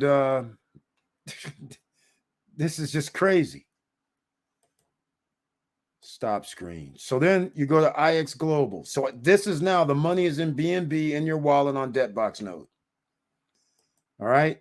And remember, they only charge it's a gas fee for BNB. The DebtBox is what you need. So let's just say, I don't know how much you need, but you got 3 of them. So where they charging you like $45. So, or $30, I don't know, but you'll need at least $30 worth of debt probably for your 3 licenses. Then you're going to need like $10 of BNB. And depending on how you send your BNB, which is another issue, you might have situations where at one of my places, I do have BNB. They were like, oh, we're going to take 10%, or I have to send a minimum of 10%, which was $30 to BNB, even though the gas fee was like $2 or $3. So that irritated me. I was just like, wait, what is going on? I just can't send like $10. I know the gas fee is $2. No, you got to send $30. But anyhow, it just got, and another site said I had to send like 0.4 or 0.3 of BNB. I was just like, man, I'm tired of this. $100 for $2 gas fees I got to send over here, and I don't use BNB for nothing else. It'd be different if I used it for something else. Anyhow, enough of my grievances. We're still locked and loaded with it, but here. So when you go to your debt box, this is what we're doing, right? So notice on your left side, okay, so when you log into IX Global, notice on the left side, it says go to products here. So you click on the go to products, and I think, yep, it comes up. So you click on Xnode. Now, this is after you already have the money in your DebtBox Node wallet, right? So then here, buy additional hosting credits. This is all you do. So you click on here and then see, you go this, submit, and then it's going to try and process payment pending. That's it. And then it takes like 5-6 hours after payment pending, and then it's a wrap. All right. So hopefully you understood what I'm saying, but it's irritating. It's crazy. Yuck. Terrible. All right. Andy O's in the house. Welcome to the SSN Nation Money Making Monday live stream. Thank you so much for being here with the icon next to the name. Yo, what's up, Eric? What's up, Andy? And it's yo, and yo. How's it been, man? Very, very nice to see you once again. Thank you so much for your support with that icon. And by the way, everybody that has the icon, they can join me on Wednesday night live streams, because on Wednesday night, only members with the icon can be in the chat room. Everybody can watch, but on Wednesday, you got to be a member to be in the chat room. All right. So Victor Marrero, Yes, so true. I don't recall a single class about investing in high school. Hell, not even college. Exactly. Not from the investor's point of view. Exactly. Certainly nobody told me about the power of compounding interest. Exactly. Because this is what would have happened. I guarantee you. Here's what would have happened. So you know all these scholarships and loans and things that go on in school, and they give people a lot of money, and then the kids go out and buy books, and which they need, and then they go buy. Some people will have enough to go buy vehicles and things like that. If they would have told people that you can do this with your money, they'd be like, wait a minute. I can take this 10,000, 15, 20,000, put it in the stock market, get a dividend fund, and then say, hey, I want 11, 12, 13% and find a dividend fund that's been out here for 20 years issuing dividends at this type of rate. And I could have taken this every year, 10,000, 5,000, 15,000 in some cases, put it over here, and I automatically have $3,000 a year coming in for the rest of my life as long as this place is in business. And I can do this every year. So the time I graduate, I could have like $12,000 annually coming in, $1,000 a month. People would change their whole thing. They would be like, I'm not buying cars. That's a liability. Where's that bus pass? You know, forget the scholarship. How much did you say this school cost? Hey, put that 100K into here, so I know I have a return on my money for the rest of my life. Everybody would start changing up. Hell no, they're not going to tell you. Exactly, Victor Morel. Exactly. And like I said, guys, it's hard out here. Again, I told this story many times. I'll keep it short and sweet, but I've fought with my professors. And again, there's several different little nuances on why I'm going to fight with my professors, right? First, minority. Second, I played sports, basketball. So my educational reputation is dumb jock. So when I come in and start talking business and tell my business professors, dudes, you guys are talking crazy. This isn't how business is done. This is how business was done like freaking 15, 20, 30 years ago. But nobody here is working with any of these companies that's earned these books. And why would you want to? You're not going to be a manager. You're not going to be in an executive position, and you're damn sure ain't going to be CEO. So you're just going to be a minion that's going to be getting paid like $50,000 a year, $60,000 a year. Who cares? Meanwhile, you need to start your own business. Oh, what do you know? What do you mean? What do I know? I do actual business. No. You play basketball. No, you're the star dude, basketball. No, we don't hear this. You just come to my class a little bit late. That's what I'm complaining about. I'm like, dude, you're not saying anything. These books are BS. I said, I'm not going to be working for any of these companies. Some of these people might be working for me, maybe, but I don't, this doesn't make no sense. This isn't what's going to be happening when we graduate. And they were just like listening, like staring at me like, this guy's basketball guy. Ignore this guy. Next. Crazy stuff, ladies and gentlemen. Crazy. And needless to say, I didn't come in the Nike gear or sweatsuits, nothing like that. I'm in business. I have a briefcase, dress, sometimes suit, tie, white collar shirt. That's how I'm coming to my business class. And these guys are still saying, oh, he just plays basketball. He don't know nothing. What's he saying? And meanwhile, I'm downtown doing the pre-shop channels. I told them, a lot of people already know the story. The guy does bingo in Santa Rosa, California at the time. And when he does his bingo show at night, he sells products like a shopping channel. And he called me up because I advertised in the newspaper, because back then you had to advertise in newspapers. You didn't have the luxury of advertising on the internet and making lots of money. So he calls me up. He saw some products that I had in the newspapers and magazines in that local area. He says, hey, I need your products on my show. And so I cut a deal with them. And I had all different kind of products from China, from Taiwan, from Hong Kong, from Vietnam. And I'm 18, 19, 20 years old, calling up the CEOs. The CEOs of those companies are calling my apartment and my roommates. They couldn't believe it. The guy says, yes, I'm the CEO of like a camera company, Yashica. He goes, I'm the CEO from Yashica. Tell Eric I called him because, you know, the time differences. And they're just like, yeah, right. So I get back. They go, yeah, man, this dude, he says he's the CEO of something like Yashica Camera or whatever. And I said, yeah, it is. What did he say? Because I was trying to get a deal with them where if I ordered a dozen or 2 dozen, I needed a break on it. And they're like, he didn't say anything, just call him back. So I'm dealing with CEOs of companies when I'm 18, 19, 20 years old. And I go in my professor's class and tell them, dude, this ain't how we do it. And they're telling me, oh, he's just a basketball guy. Crazy stuff. Crazy stuff. So they're trying to keep you into this little mold and you don't realize it.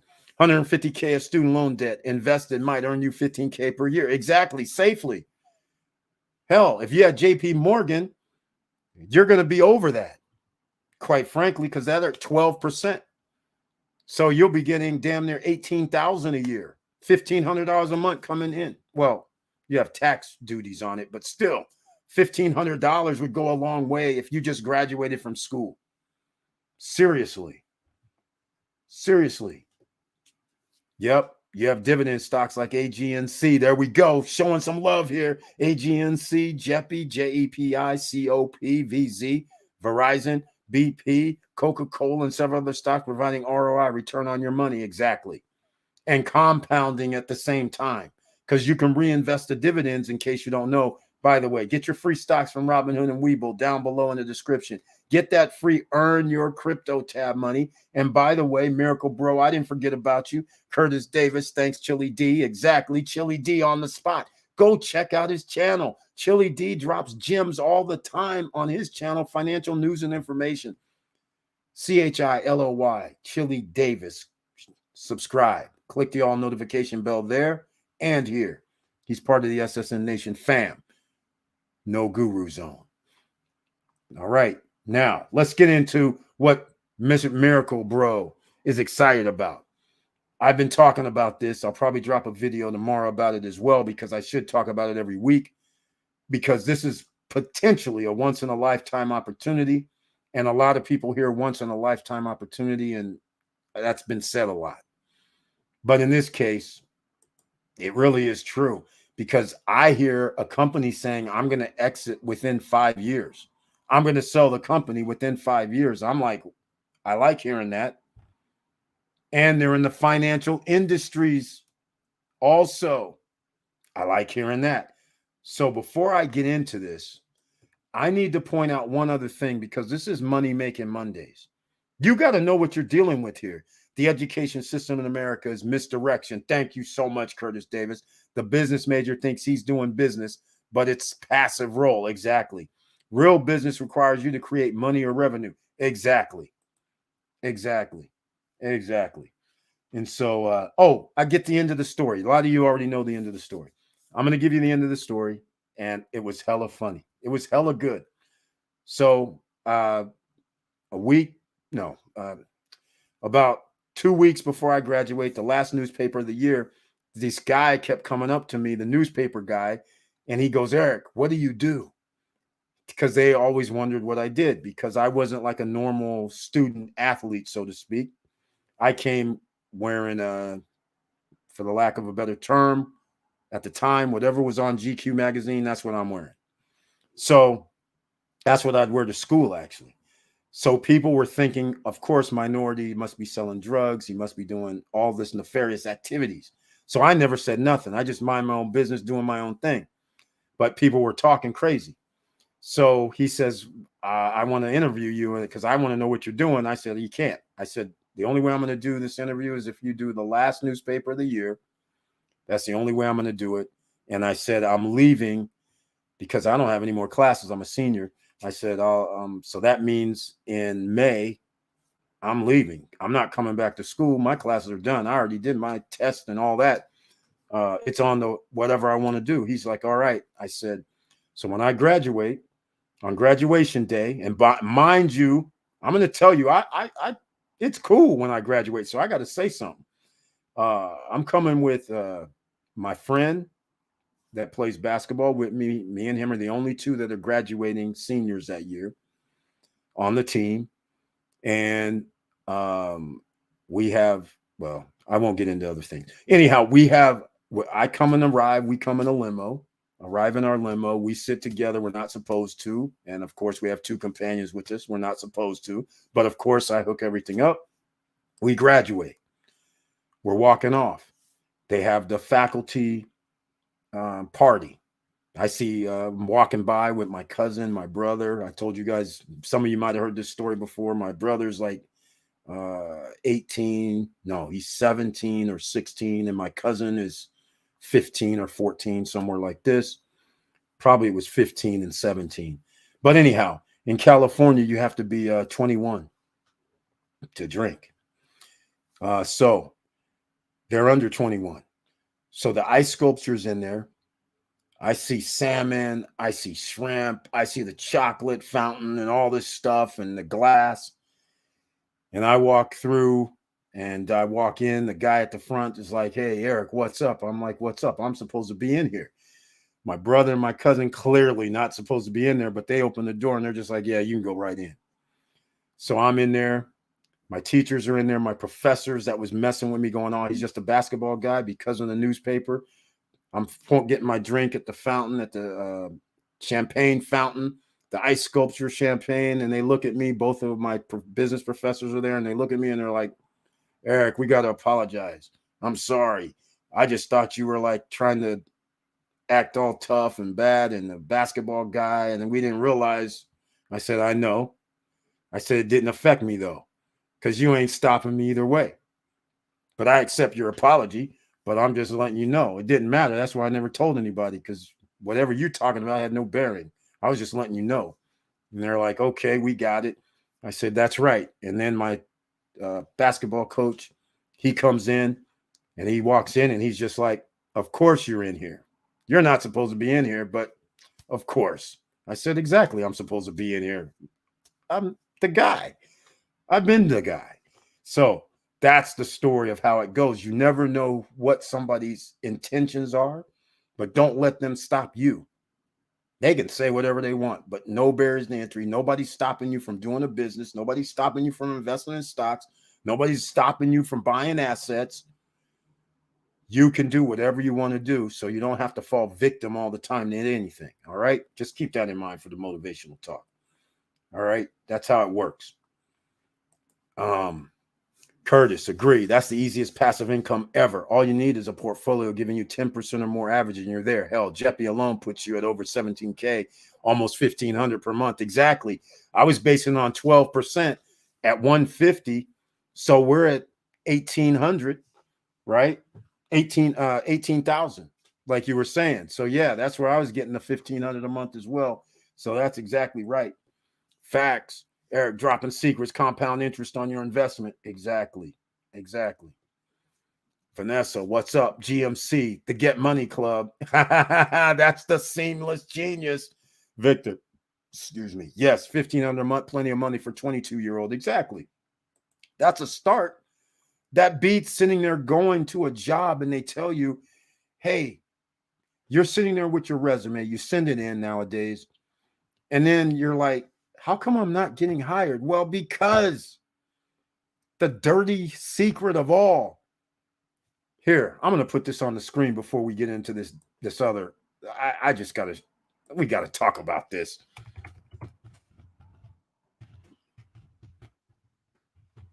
I'm going to do this. I'm just going to do this. This right here is the crazy part. This right here is the crazy part. Let me see if they even actually, they don't even give out numbers. Oh my God. Okay. Here's what I did, ladies and gentlemen. I Googled how many college graduates were there in 2022. Can you believe this? It doesn't even come up. How many college graduates? This doesn't even come up.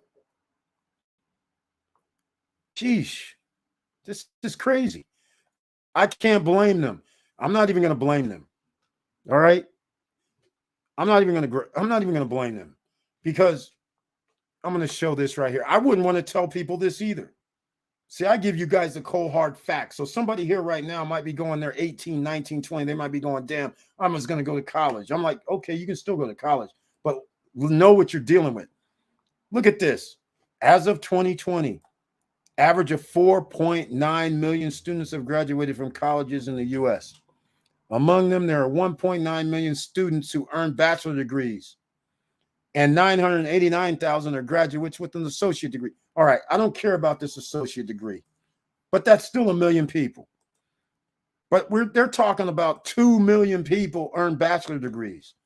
Somebody, anybody, please tell me, where are these people that graduated with bachelor degrees, and where are the 2 million jobs that are not $10, $15 an hour jobs after you spent 4 to 5 years worth of college education to get a bachelor's degree? Where? And so that's the dirty little secret. I have, let's just say, 50 people graduating in my degree area. But then we have at least 200, I'll say Division I, since I know sports, right? Division I, we have 200 schools. Now we got 200 times, let's say, some schools are bigger than my school. A lot of schools were. So now we got 100 people from those other 200 times 100. Then we have Division II, Division III, smaller schools. So they might have had 50 in my discipline. But there's another 300, 400 of those schools. We all graduated in the summertime. 2 million people looking for a job, but they don't tell you how many people graduated the previous winter. How many people graduated the previous year who still haven't found a job that's suitable for their college degree? So they got to settle on working for $20 an hour, $15 an hour. They're not able to make $40 an hour, $50 an hour, $60, $70, $80, $100,000 per year. So this is what's happening. There's not enough $80, $100,000 a year jobs. They're playing with us, ladies and gentlemen. And that's one of the reasons I started this channel, because it's annoying that people are getting left behind simply by doing the right thing. You're doing the right thing. You're going to school. You're getting your education. You're trying to start a business, but starting a business, 9 out of 10 fail. You're starting to do investments, but you don't have enough extra money to invest a large amount. So you're still going to get left behind because you just go, well, I only have $200 a month to invest. $2,400 a month. That works if you're 20 years old, but it's not going to work if you had to get yourself together for 3-4 years after you graduated. Now you're 26, 27, and you now have a nice, I can put in $200 a month. Now you're a little behind the 8 ball, because in 30 years, that $2,400 maybe can be 30 times 24 is only $75K, but let's just say you made more money. So now you were able to put in a total of 120. 30 years later, all you have is $300,000. That ain't going to cut it for retirement if you don't have any extra streams of revenue in. And most people who have jobs generally don't have an extra streams of revenue coming in. So these are the kind of things that is so irritating. And this is why we have to do what we have to do around here. Now, let's get to this. You're going to have to hold up, Miracle Bro, because this is why I even started talking about this today. I got a little sidetracked for an hour and a half. I need you guys to see this. I'm going to be dropping a video about this tomorrow. All right? You just need to understand what we're working with.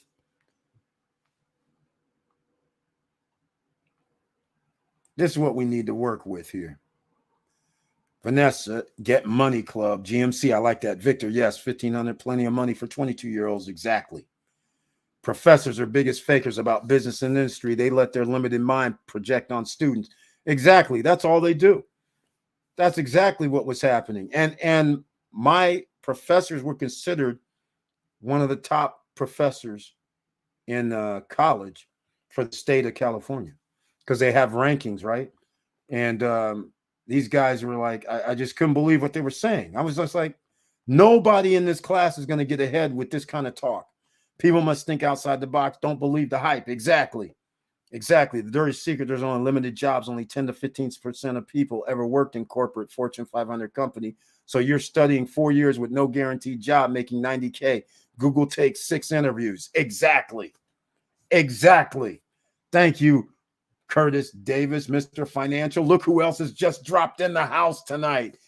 A3 Saval is here. Welcome to the SSN Nation Money Making Monday live stream, and brings the tagline short, simple, hello all. Hello to you too. Very nice to see you once again. All right, now let's get into these numbers. Once again, hopefully, I'm really trying to motivate you. I'm not putting anybody down. I'm not trying to say anything negative. All I'm trying to say is you have to look in the mirror and go, hey, this is what's really happening. This is going on. You have to look at the numbers. So you can't proceed going, I'm going to be safe working at a job and never doing any extra income moves. You have to do extra income moves. Now, here we are. We're doing household wealth, ladies and gentlemen. Household wealth since 1989. All right. I'm starting this out. 89. This is over 30. Is this 30 years ago? Yeah. All right. Over 30 years ago. So this is like 34 years ago. We're going to start. I don't know if you can see the screen, but this right here is 2007. So we're not actually going back to 1989. We're going to start 2007. The top 0.1%, not 1%, 0.1% has $7.93 trillion worth of wealth. Notice, I can't even put it on here. Nope, can't do it. Notice, if you will, 99% to 99.9, which means this is the top 1% combined is over $18 trillion. 11.29 trillion for the 99 to 99, basically 1%ers. Here's the top 10%ers own another $25 trillion worth of wealth. In case you're not good with numbers, just round up. 25 and 11 is 36, plus 7 is $43 trillion. Now, look at the bottom 50% in 2007. $1.3 trillion. The top 1.1% has more wealth than the bottom 50% times 4 or 5. Look at that. That was just 15 years ago. Now, I want you guys to understand something. Watch this. Watch this. So I'm going to go to 2012. All right. Let's go to 2012. And I'll do Q3 just so I'll be in the same ballpark. All right. 2012 Q3. Look at this chart now, ladies and gentlemen. Do you see the bottom 50% OCs? $500 billion. Look at the, I wish I could point, but I can't. Look at the top starting 90% to the top 0.1. They still have 36, 44, 45 trillion dollars. Now, here's what's alarming. Pay attention. The top 0.1%. Let me make sure you guys can see this. I'm going to go back here. Yeah, you guys can see this. Okay. This is alarming. Look at this. I'm at Q4 now for 2012. The bottom 50% has 0.63 trillion. That's like 630 million. All right. The top 10% have $45 trillion worth of wealth. If you have all that wealth, then you are going to be able to buy assets. When assets grow, that means we're going to grow with them. This is why I talk here about getting, for instance, real estate, because you get to get appreciation in the asset class. Multifamily, appreciation in the asset class. Stocks, appreciation in the asset class. Look what happens when we go out here to 2020, and I'll go Q4. All right, let's go Q4, Q3. Now look, the top 10%, 44 trillion for the top 10%. Add 21, that's 66, 65.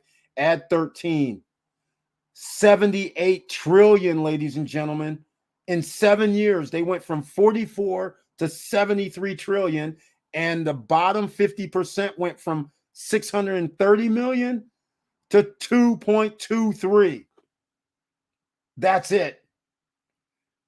Now you understand what you need to do, I hope, because now it's even worse. The top 10 percenters have $90 trillion worth of wealth. The bottom 50%, 4.5 trillion. What do you think is going to happen over the next few years when they reduce the interest rates?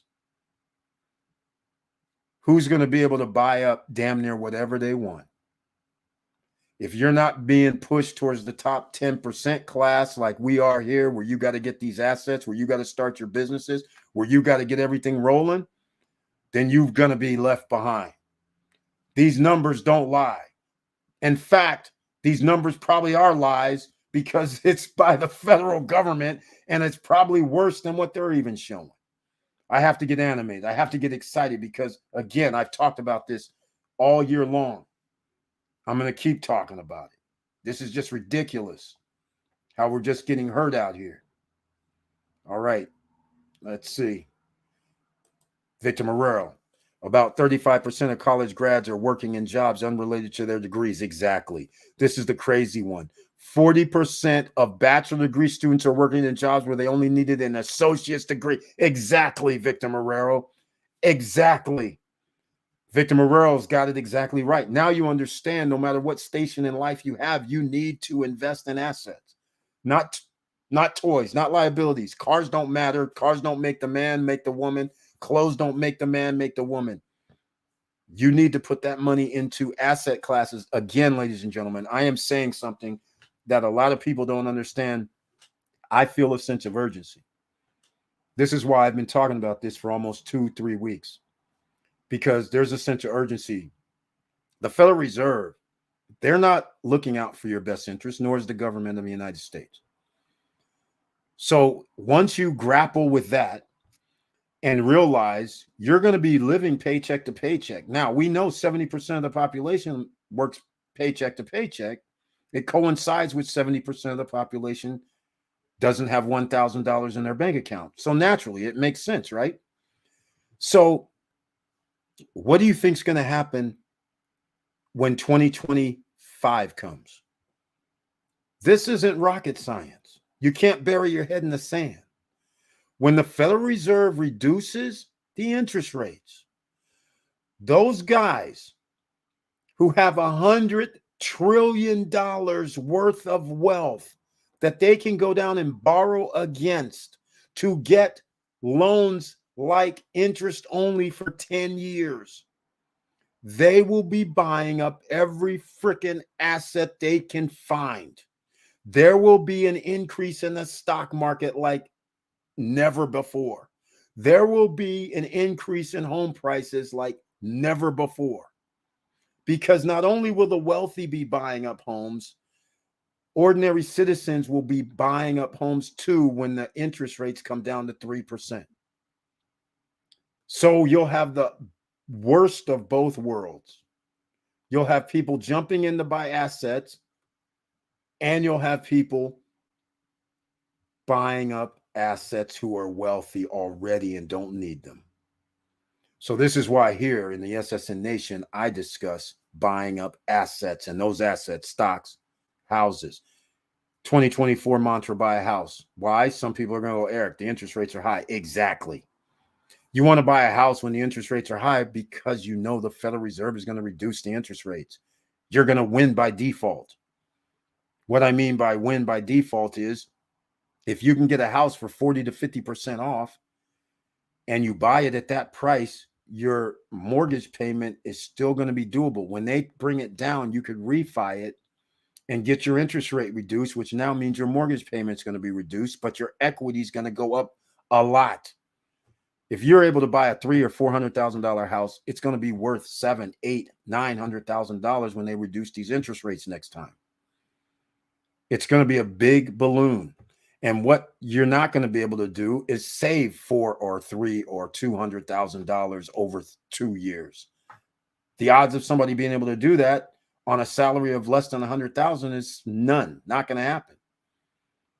So where else can you get $200,000, $300,000, $400,000, $500,000 worth of equity or being able to cash out and put in your pocket? Why not do what the wealthy's going to do? They're going to do the same thing. So you might as well get in on the program here. All right. So Victor Morel brings it up. This is very major, and this is how we're getting left behind also. Vanessa, exactly. Outside the box is the only way. Eric, it's basic math, not enough jobs. 1 million people graduate, only 300K jobs available. Exactly. The math doesn't add up. It added up in the 1950s and 60s because of the World War II. But after that, you have a declining market for employees. A3 Saval, welcome back. Exactly. Welcome back. Looks like the top money gunners shoved us into the poorhouse. We're on our own, folks. Exactly, Victor Marrero. Exactly. So this is why we're laying down the groundwork. When we talk about pre-construction properties, I don't care where it is. It could be, like I say, I love Miami too. It doesn't matter. It could be, Europe. You can go buy one of them homes in Italy for free that they're giving you that you got to fix up. It doesn't matter. You need to lock in something over the next 12 months, 12 to 14 months, 15 months. You need to lock in something. And if you can do pre-construction with no credit check, no qualifying, get it. If you can buy a house after the summertime, later after summer, get it. Because from that point on, when the Federal Reserves later this year, and I believe later this year, they start going, well, we're going to reduce the interest rates 0.25. We're going to reduce the interest rate 0.5 because they're going to try and rush back down to 3% or get close to it, 3.5. As long as they get in that under 4% range, you have a housing boom. Hell, under 4.5% or less, you have a housing boom. And this next housing boom, why not ride along and get that free equity? Why not ride along so you can grab $200,000, $300,000 off? Because it's easier that way than trying to make $100,000 a year and try to put in $20,000, $30,000 a year into investments that you're going to have to take. That's 10 years when all you had to do was get something this year. All right. So I keep saying it. Now, thank you, Victor Morel, for mentioning that, because I like that. We're on our own, folks. Nobody's coming to save you. All right. Now, let's get into it. Who's coming to save us? I don't know. Maybe you yourself are going to have to make that decision. But Miracle Cash and More, I like how they might be saving us. Once again, they have Miracle Cash and More stores in the UK. This is for the UK. So I'm going to play the video. All right. You guys can see. Get your pen, pad, and paper ready. If you haven't seen this already, this is one project. It's an NFT, and the Miracle Bro was talking about it. It took me a little while to get here, but we're going to get here. So just keep this in mind. Miracle Cash and More are putting stores in countries that are licensed and regulated. The stores have to be licensed and regulated in that country. This country has to have crypto laws. Then they have a store where people can walk in, call, talk to people, because most people aren't comfortable with crypto, right? So that's the first phases of this. They have an exchange. So transaction fees are coming from the exchange. They share that with the NFT holders. No matter which country you hold an NFT, they're sharing that. You talk about ATM machines that can do crypto and fiat. They have those. They plan on having thousands of those in each country for the NFT, in this case, UK or Benelux. All right. You could buy a Benelux NFT as well. So the transaction fees shared with the NFT holders. Once they get 10 ATM machines out, 20, 100, 1,000, all of a sudden that transaction fee is going to be pretty hefty, right? The profits are going to be very nice. Just for starters. They have other products as well, but I'm not going to spoil it for you. I'm going to play their nice little video and pay attention to their pro forma numbers because they're talking about 5-year exit, 7 figures. In case you don't know what I mean by 7 figures, that's $1 million. 8 figures is 10 million or more. Their pro forma, their guesstimate, because remember, they're in the finance field, that gets you a higher multiple. All right. They're not in the real estate business, even though they're going to have leases. They're in the financial industry where billionaires are made. Now, they have other products too, because they joined the insurance business by insuring landlords that their tenants are going to pay. A win-win for landlords. They have other products as well. 9 revenue streams. You can buy the NFT. I'm just going to tell you out front, $5,000. Or you use the link down below. Instead of buying it, to go buy it, use Miracle Cash and More. You can go buy it for $5,000. That's the NFT, the UK NFT. They pay monthly.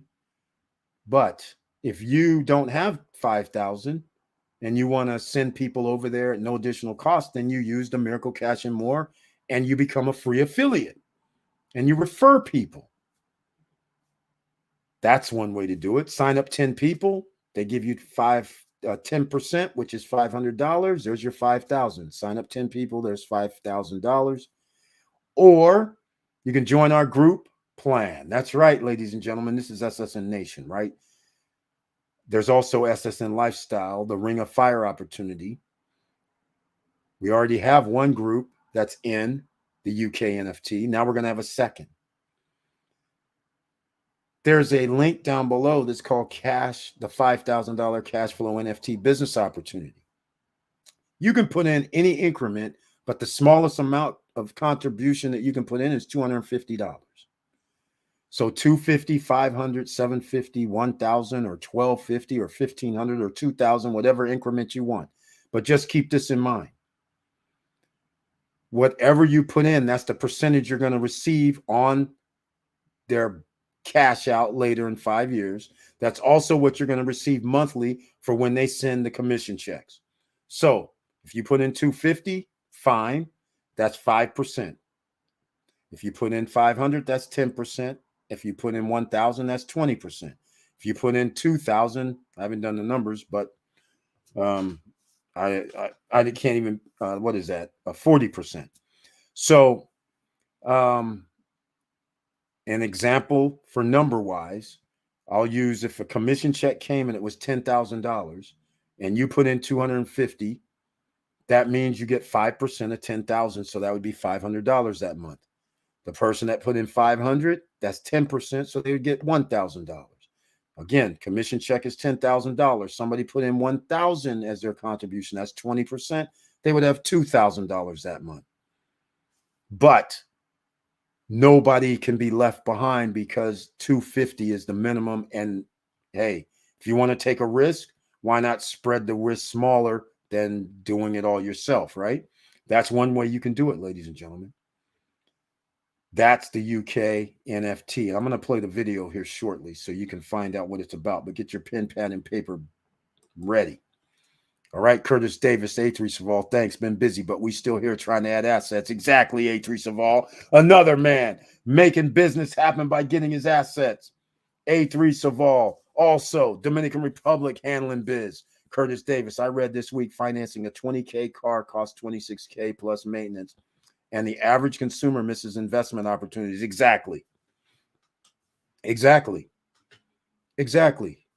Too busy showboating. Too busy out here buying cars that go down in value. Too busy because people have to feel good, right? Perspectives. Perspectives. People feel good by the way they look, the way they can project, because a lot of people aren't secure, right? You need validation from other people. That's just human nature. Just like people like to be in groups. It's the same thing. That's just human nature. It takes a lot to be able to go down your own path unabated. Nobody's stopping you. People telling you you can't do this, you can't do that. No, you can't do that. It's impossible. It can't be done because they've never done it. They never tried it and they have fear. And then that puts fear into individuals. So I used to tell all my friends I used to work at places, right? I used to work at places, not many, but a couple places, just because I felt that I should work. Because there's something very valuable in life. If you don't experience it, it's hard to talk about it, right? So I'm only 22, 23. So I had my own business, but I wasn't going to be like, well, I needed to find out. Plus, I was thinking, okay, what if I don't end up, my businesses fail? I said, I have a degree and all that, but I was still like, I need some history. So, I went to go work at a few places. And as I was working there, I would tell people, hey, I have my business, I'm doing this. And people that I worked with was just like, you're lying. I'd be like, well, no, why would I lie? They're like, because you work here. You don't have, otherwise, why are you working here if you have your own business? I was like, well, I have to explain. I'm like, I'm only 23, 24 years old. I said, yeah, I have a business, but who says that's going to last 20 years? So I figured I might as well work somewhere. And also, I'll learn how other businesses operate too. I said, so it's kind of like I'm doing research, working, making money, and, I'm only 20 something, early 20s. So, but as it turned out, when time goes on, you're sitting there realizing I'm sitting here working 8 hours a day. Then they would say, if you want to do OT, that's 10 hours, I think. Can't really remember now. But let's just say 10 hours a day is 2 hours OT. So that's 10 hours. So I've been up since like 6 in the morning. But now I'm working 10 hours, 8 to 6. Get home like 7, 8 at night, 7 at night. But I'm young, I can do it. No big deal. But at the same time, I'm sitting over here with the receptionist answering the phones, running on its own time. People are just saying, I want to do something. Then I just schedule my appointment times. I say, okay, Saturday. Or sometimes I would just not do OT. I'd say, okay, 5 p.m., 6 p.m., I'd schedule. So it always was very interesting when I worked with somebody and they would have opinions.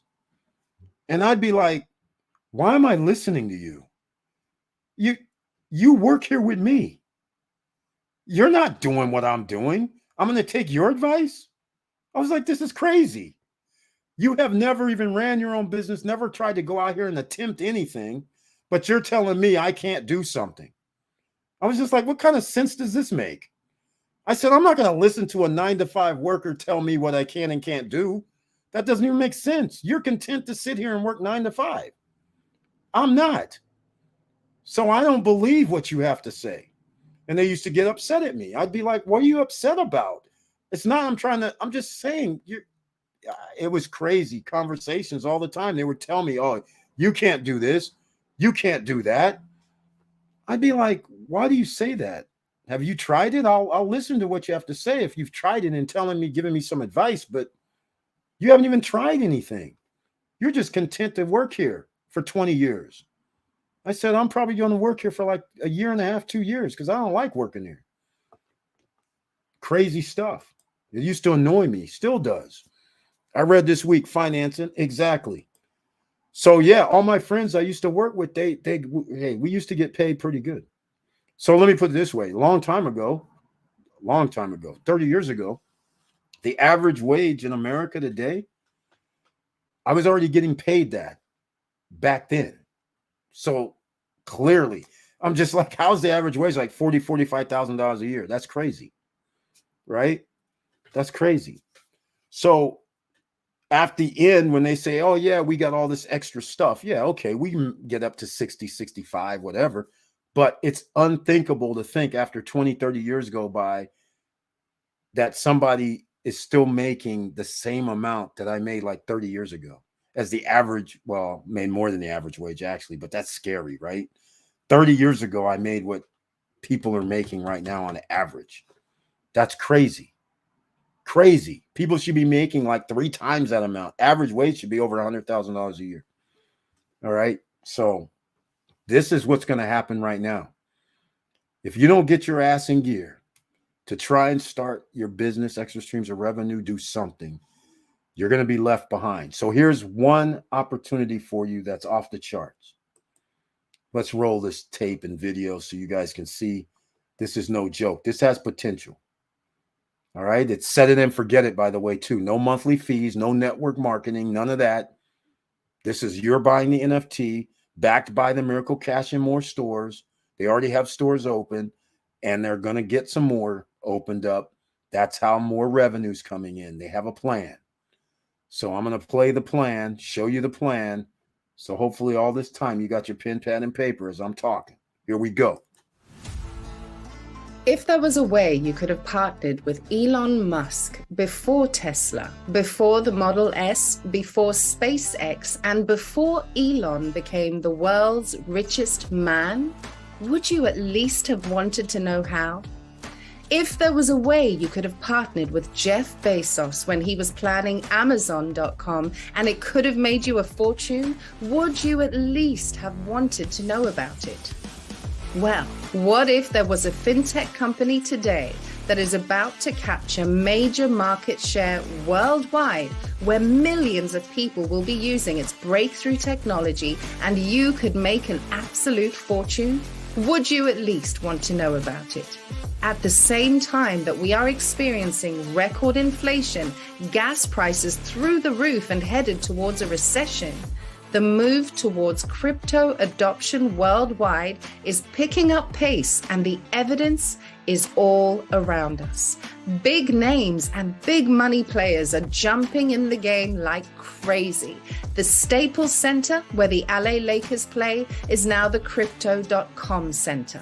The Super Bowl, the most expensive commercial time on television, featured 6 cryptocurrency ads. Tom Brady, Matt Damon, LeBron James, and Larry David all made appearances in them. Facebook changed its name from Facebook to Meta. The rapper Eminem bought a Bored Ape, an NFT, for $450,000. Warren Buffett invested over $1 billion in a Brazilian crypto bank. Coinbase bought Bitcoin Turkey for $3.2 billion. You know what they say, success leaves clues. Whenever there is economic change in the marketplace, there are economic winners and there are economic losers. It just depends on what side of the equation you end up on. They also say that timing is everything. How would you like to get in on the next big thing? Are you ready for a miracle? How would you like to own a piece of Miracle Cash and More? The first to market brick and mortar crypto stores, crypto on the street, with stores in every major city all over the world. Unlike the faceless online competitors that have no phone number to call, no physical address, and no one to talk to. Miracle Cash and More stores are fully regulated, licensed, and our wallets are insured by Fireblocks. At Miracle Cash and More, we own our own cryptocurrency exchange. We own our own stablecoin. We own our own ATMs. We own our own merchant terminals. And guess what? We get paid on every single transaction. The secret, if you want to call it a secret, is to get involved before the whole world knows about it. Position yourself in front of the masses before the masses react. Here's the current offering. There are only 1,488 shares of the Master Franchise Agreement for all of the United Kingdom. Each share is projected to profit over $100,000 in year one, $200,000 in year two, $400,000 in year three, and $900,000 in year four. We have an exit strategy that projects a payout of over $10 million per share. And what does that cost to you? A one and done payment of just $5,000. And of course, you can buy as many shares as are still available. Now the question is, do you at least want to know how? I sincerely hope so, because the best is yet to come. All right, ladies and gentlemen, this is what Miracle Bro was talking about. This is an opportunity of a lifetime, as they say. It is. If they are actually pull off what they say they are going to be able to pull off, they've already started, then this could be very, very valuable. And your NFT could be worth a lot of money, especially if your NFT is paying you. It's all based on return on your money. Let's just put things in perspective here. If you, let's just say an NFT was able to give you $10,000 per month that you bought for $5,000, that's $120,000 a year in revenue. If you go by multiples, that's worth over $1 million.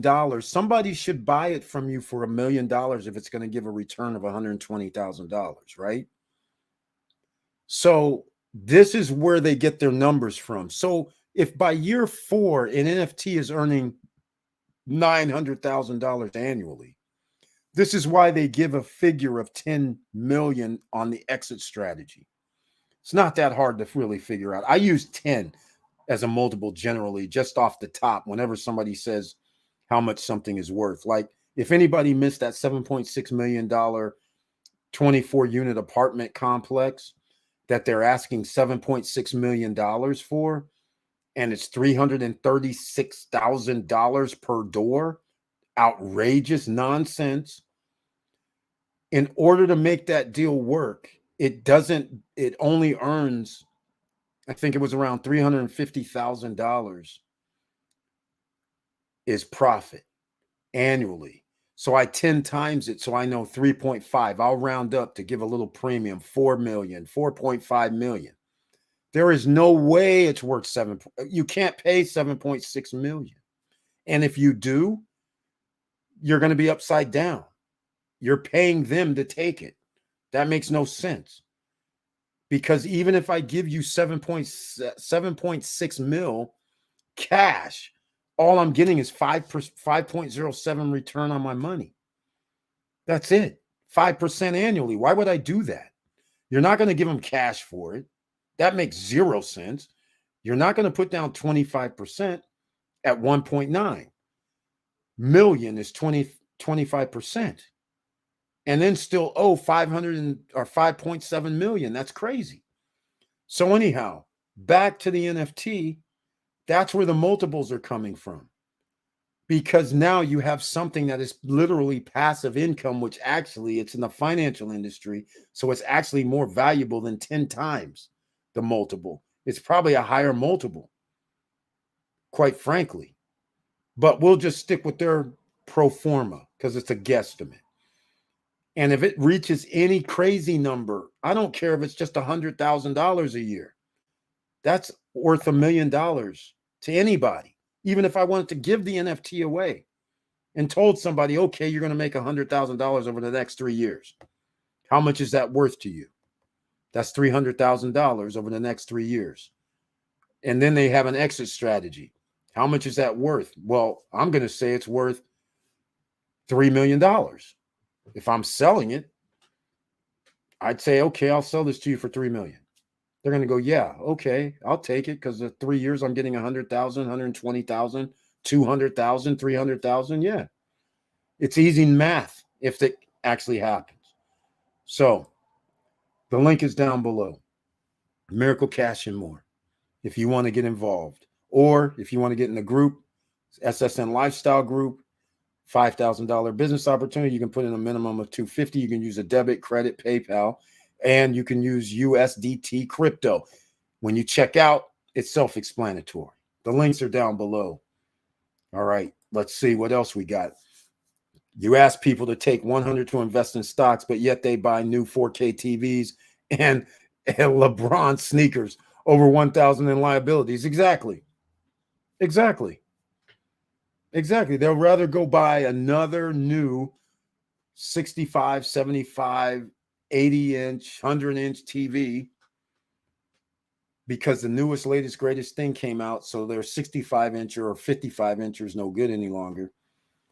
And instead of putting it where they need to do it every year. I have friends like that. They'll tell me like they just bought like when 65-inch TVs were popular, they bought a 65-inch. Then it was like a year later, they're like, yeah, we just got 3 more 75-inch TVs. I was like, yeah, but you just got 3 65-inch TVs last year. Then when the next size, after 75s, they got another one. I was just like, so now they got freaking 9 TVs, 10 TVs that they've had over the last 3-4 years. I'm just like, what are you doing? Makes no sense. 0 cents. Yo, Eric, me and my brother are going in on a property in the DR. You know, advice where to go or what's the best deal? Andy Ortiz, congratulations. I'm very happy you're looking, my man. Oh, I have very good places to go. It depends on what you plan on spending. I will start off with, there's 2 number 1 properties. Larimar City, Cruise on Land. I will start off with my favorite last name of late, Ingrid Liriano. She bought in Cruise on Land for a studio unit. Now, I don't generally recommend studio units, but when somebody gives you a studio unit for $54,000, I think you have to maybe consider when somebody says 10% down is $5,400, and you're going to have 30 monthly payments or 36 monthly payments of $522. After you do that payment, you're going to owe 60%, roughly $30,000, $35,000. It'll probably be worth $100,000 or more because in building 3 and 4, they've already raised it up to $67,000. If you stay in building 1 or 2, you can buy the same studio for $54,000. So Cruise on Land depends. Now, if you say I'm going to get a 2-bedroom, which is what I recommend generally, then you're talking about $108,000, $110,000, $118,000 at Cruise on Land. I'm going to play the video for Cruise on Land because you're going to have to see this. Now, Vista Cana came out with new 7 Palms across the street from the second beach, starting at $79,000 with lake view. They have can't remember if it was a 2-bedroom for $99K or if that was a penthouse, but nonetheless, under 120 grand, you can get a 2-bedroom. Across the street, there's several places. Or if you want a villa, then I suggest you look at Primavera 3, Primavera Luxury, or Primavera 4 in the villa sections, because you're going to spend for a 2,000 square foot villa around, or okay, let me back up. A 2,000 square foot townhome, $186,000. 2,000 square foot villa, around $205,000. These include pools, but it also includes a man-made beach with a clubhouse, with a bar and restaurant, with soccer fields, with basketball courts, with children's playground areas, with pools in the community, and they share Primavera 3, Primavera Luxury, Primavera 4. If I own any one of those properties, I can go in to use the amenities at any one of the other places. And they have a mall coming. And they have a shopping center coming on the street when you turn in. Shopping like little mom and pop shops, I think they're going to be. Little eating spot, a little 7-Eleven kind of thing. But they're going to have a mall somewhere down their street too. The developer let the cat out the bag on a call. All right. So let's go. We have plenty of advice. You know to search the channel. All right, Andy O, congrats. Thinking of a master plan. Andy O, are you guys going to invest for short-term rentals, or are you going to live there? Because there's two different things that I would recommend if you're going to live there versus short-term rentals. If you're doing short-term rentals, you know the rules. Amenities, amenities, amenities. Location, location, location. The only places to have amenities: Vista Cana, Larimar, Cruise on Land, Primavera Luxury or Primavera Residences. Doesn't matter which one you pick. Those have the most amenities, along with, well, inside Vista Cana projects have amenities too. So if you pick Vista Cana, then you have to pick Panoramas, Urbe Vista, Wave. You got to pick projects that have fitness centers, game rooms, pools, jacuzzis, something, barbecue areas where you have plenty of amenities inside Vista Cana. You want your project to have amenities without your guests leaving. That's a bonus when your guests can leave and maybe go to the Vista Cana Beach Club or the golf course. They're going to have to pay. The sports complex, it looks like they're going to have to pay. I don't know yet. I think they're going to have to pay. So you want to make sure your project has amenities, not just a pool, because everybody has a pool, not just a fitness center, because everybody has a fitness center. If you can get a project that actually has a snack bar, cafe, a restaurant, and you have barbecue grills, and they have basketball, soccer, something else, several pools, not just one, these type of things. You want to get amenities, amenities, amenities. That's all I can recommend if you're going to do rentals. If you're going to live there, well, it doesn't really matter. I would still go with a Vista Cana. Now, I'm going to show you two things that is awesome. Eric, yes, Ingrid deal, 5K down, 522 a month. That's exactly right. Thank you, Curtis Davis. Exactly. Nice. What stage in the construction process are they in? These are pre-construction. So no credit check, no qualifying. The ones at Cruise on Land, you still have 30 months of payments. Well, if you're in the first phase, you only have 24 months. But I'm just giving you, she's in building one. She just signed like last week.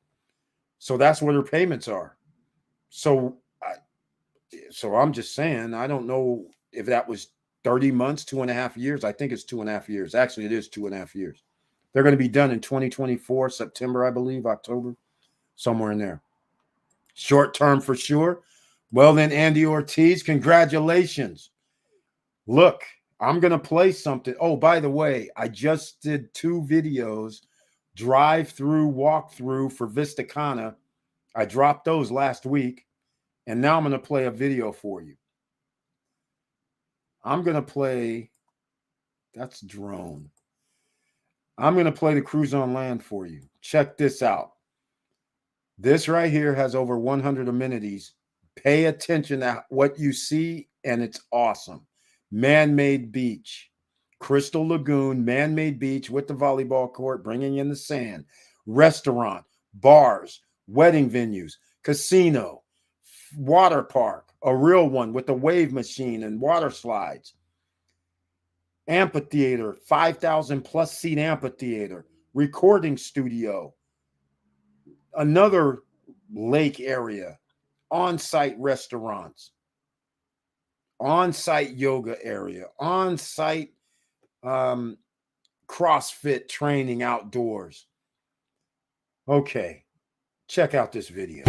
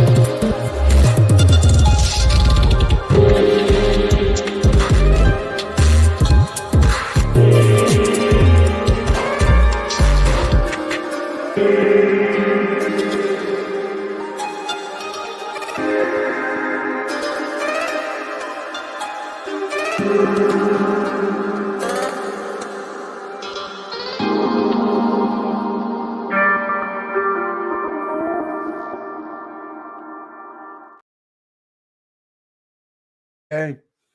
Now, I told you how much the studio was, and they have $67,000 studios too. They do fully furnished, by the way. You could have a fully furnished studio unit. I think it was $89,000.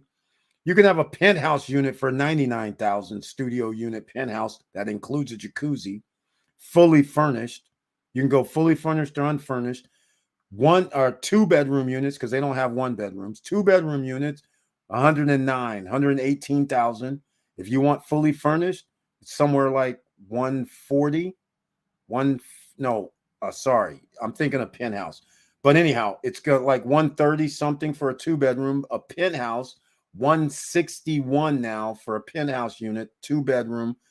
Penthouse has a jacuzzi and another bathroom. 2 bedroom, 3 baths. 161,000 fully furnished. And if you don't want it furnished, then you're in the 120s, 130s, not 118 anymore, I don't think.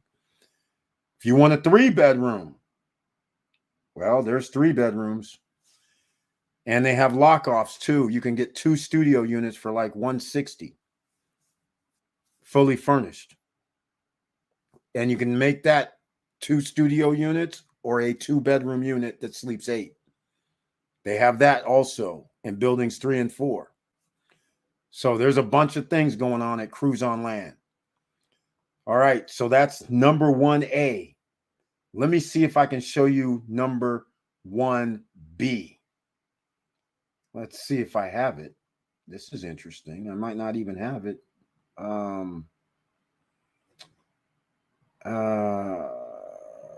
This is weird. I might not have it. Okay. No, I don't have it to show you. I was going to show you Larimar. For some reason, I don't have Larimar on here. I lost my Larimar. Strange. That's disappointing. Very disappointing. Okay. Lofty Brickle. Oh, this is bummer. So well, I'm not even going to show you this. I was going to show a drone footage. Larimar is the next one. And that's weird that I don't have it. That's weird. Okay. Short term. Wow.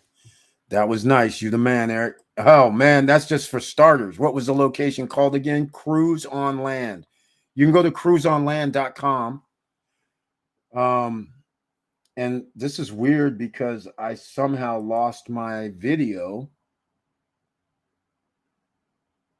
here. In fact, let me see what this is. Let's go with this. I'm just going to...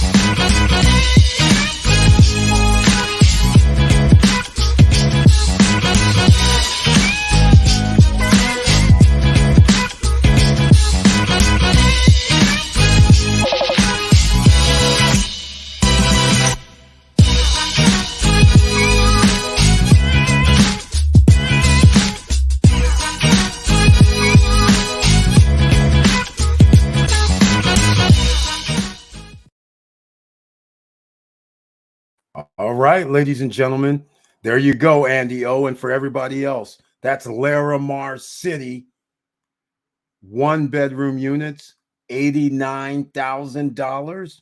That's right. Pre-construction, put down 10%, 30% during construction, won't be done for about 30 to 36 months for the first phase. That's Larimar City, by the way. Now, Cruise on Land, I'm going to give you guys the realtor's number. Herzl is the one you want to talk to for Cruise on Land. I got to put some numbers. My computer's messing up here. So let me get this number, 1059. Why is that doing that? So here's Herzl's number. This is for Cruise on Land. Now, you tell them you're from the SSN Nation, all right? Now, Gennaro Lamas for the second property that you saw, Larimar City, pre-construction, no credit check, no qualifying, no barriers to entry, ladies and gentlemen. All right? So you tell Gennaro SSN Nation sent you, and here's his number. It's also, this is for WhatsApp. This isn't for anything else. This is for WhatsApp. All right? So his number is 1-809. This is Gennaro for Larimar City. 809-327. I didn't mention Herzl's number. 2191. All right. That's for Larimar City. Gennaro Lamas. You can search the channel under the live feed channel. Gennaro was on. I don't remember if Herzl was on. I don't think she was on. But there's plenty of videos. You can search the channel that I talk about Larimar City and Cruise on Land. Right now, they're neck and neck. They're both number one in Punta Cana because of price and everything you get. In case you didn't understand Larimar City, the second video, they also have casino, restaurant, nightclubs. Something Cruise on Land will not have nightclubs, I don't think. They have a water park, though. Cruise on Land has a water park. That's major. Just like the nightclubs and restaurants and things like that is major. A shopping center, mall for Larimar. 5-star hotels for Larimar. And all that water out front, the boardwalk, I guess we're going to call it, goes for like a couple of miles. 5-star hotels. One of them, bungalows, going to be charging $2,000, $3,000, $4,000, $5,000 per night, allegedly. We don't know. It's not built yet. These are pre-construction. Tower 1, Tower 2, $89,000 for a 1-bedroom. How about Ocean View for about $95,000 for a 1-bedroom and $130,000 for a 2-bedroom? How about that? That's right. Now, okay, got it. And Victor Morero asked, how far is Cruise on Land from Larimar City? Do you know? They're both near Verón, Punta Cana, right? Yes. Victor Morero, we don't know the actual distance. But from the way the map looks, it can't be more than 2 kilometers. They got to be they're kind of close as far as it looks. And hell, it could just be 1 kilometer away, which is what I like, actually, because they get whether you own it, either one, I believe you win, because you get to play off the other. Because if I have Cruise on Land, still might get Cruise on Land. If I have Cruise on Land and I'm renting there, I have a water park, a casino, and all this other stuff going on. But I'm going to use Larimar City. I'm going to say, hey, you don't have to drive all the way down to Punta Cana downtown. You can go over here to Larimar City, and they have restaurants, nightclubs, malls, shopping. They have everything right there. You don't have to go down there. So I get the best of both worlds. And if I own it Larimar, you best believe I'm going to be telling people, hey, man, there's a water park right over here. Hey, there's a water park at Cruise on Land. You don't have to go downtown to the Caribbean Lake Water Park. You can go over here. So it works hand in hand. I love it. There's a recording studio also at Cruise on Land. There's an amphitheater also at Cruise on Land. There's an amphitheater also at Larimar. There's a casino at Larimar, casino at Cruise on Land. So you get to play off of both of them, because let's just face facts. I don't really go to casinos that often when I'm outside the country, but it happens. But I'll give you an example. When I'm in Aruba, and I was at the Radisson, I'm trying to think. I can't remember the hotels, but along the strip, there's hotels that have these little casinos, right? These baby casinos. So even though I'm staying in a place that has a casino, I still went down the way and went to another place that had the casino. So both of them have a casino. So people from Cruise on Land might go to the casino at Larimar, and the people that are hanging at Larimar might go to the one at Cruise on Land. Whenever there's an event at the amphitheater, I get to rent out my place. If there's an event at Cruise on Land, that helps me. And if there's an event at the amphitheater at Larimar and I own it Cruise on Land, that helps me. So those two pieces being close by, I love it. As far as foreign owners, that's very cool. So I don't know how far the real number is, but I have a sneaky suspicion it's less than 2 kilometers. At least, like I said, what it looks like on a map. All right. Let's see. Cruise on Land studios, 2 bedrooms, amenities. Exactly. And now Larimar has look, both of them. Well, okay, I got to back up. Larimar City has an 18-hole golf course. Larimar City also has a sports complex, tennis court, basketball courts, pickleball, I believe they said, soccer field. The sports complex at Cruise on Land, no soccer field. They have a driving range for golf, and then they have tennis, basketball, and pickleball. But Larimar has the same type of thing, except they have a basketball court. They even put in their thing like a batting cage, but I don't think that's going to meet the final cut. Larimar also has a Central Park theme, like in New York Central Park, where they have water, they have seating areas. Well, Cruise on Land also has seating areas. They have seating areas with the seats, sofas, like rounded sofas, are on top of the water with a fire pit for a lounge area. They have other seating areas along the way. They have a boardwalk. You walk around at Cruise on Land, and they have places that you can eat, like ice cream, pizza, probably, whatever, as you walk around the place. I mean, both of them are awesome. Both. Larimar, every 4 buildings, they have their towers, the way they have them 4 corners, they have a pool, barbecue area, gazebo, jacuzzi, every 4 towers. So again, multiple pools, multiple things to do, underground parking, smart city, electric scooters, electric bikes, electric cars, all that's going to be plug and play. But you can't go wrong with either one. Vista Cana, it's going to be upscale when they're done, or pseudo upscale. They still now have new projects coming out where you can buy $79,000, 1 bedroom, 7 Palms, across the street from the beach, from the second beach they're making. They have another project that came out that also has 1 bedrooms under 100,000, 2 bedrooms like 120,000. They might not have the amenity qualifications that I would want anyhow, because all projects could be closed due to security gates. So if your project doesn't have a restaurant for your guests, or game rooms, or multiple pool areas, not just one, you want stuff in your complex. You don't want to be like those villas and townhomes that people bought and they don't even have a pool.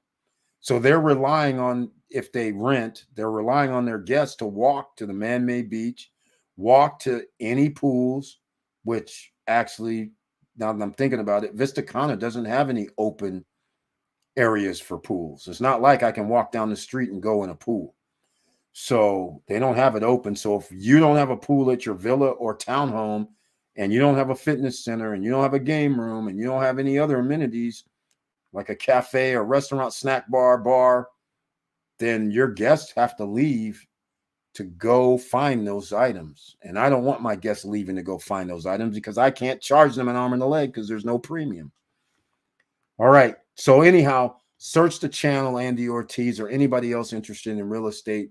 I have several pre-construction videos for Dominican Republic, specifically for the Punta Cana area, because they have half of the tourists that go to the Dominican Republic land at the Punta Cana airport. So that means we have demand. We don't have to search for short-term rental customers. They will be coming. All right.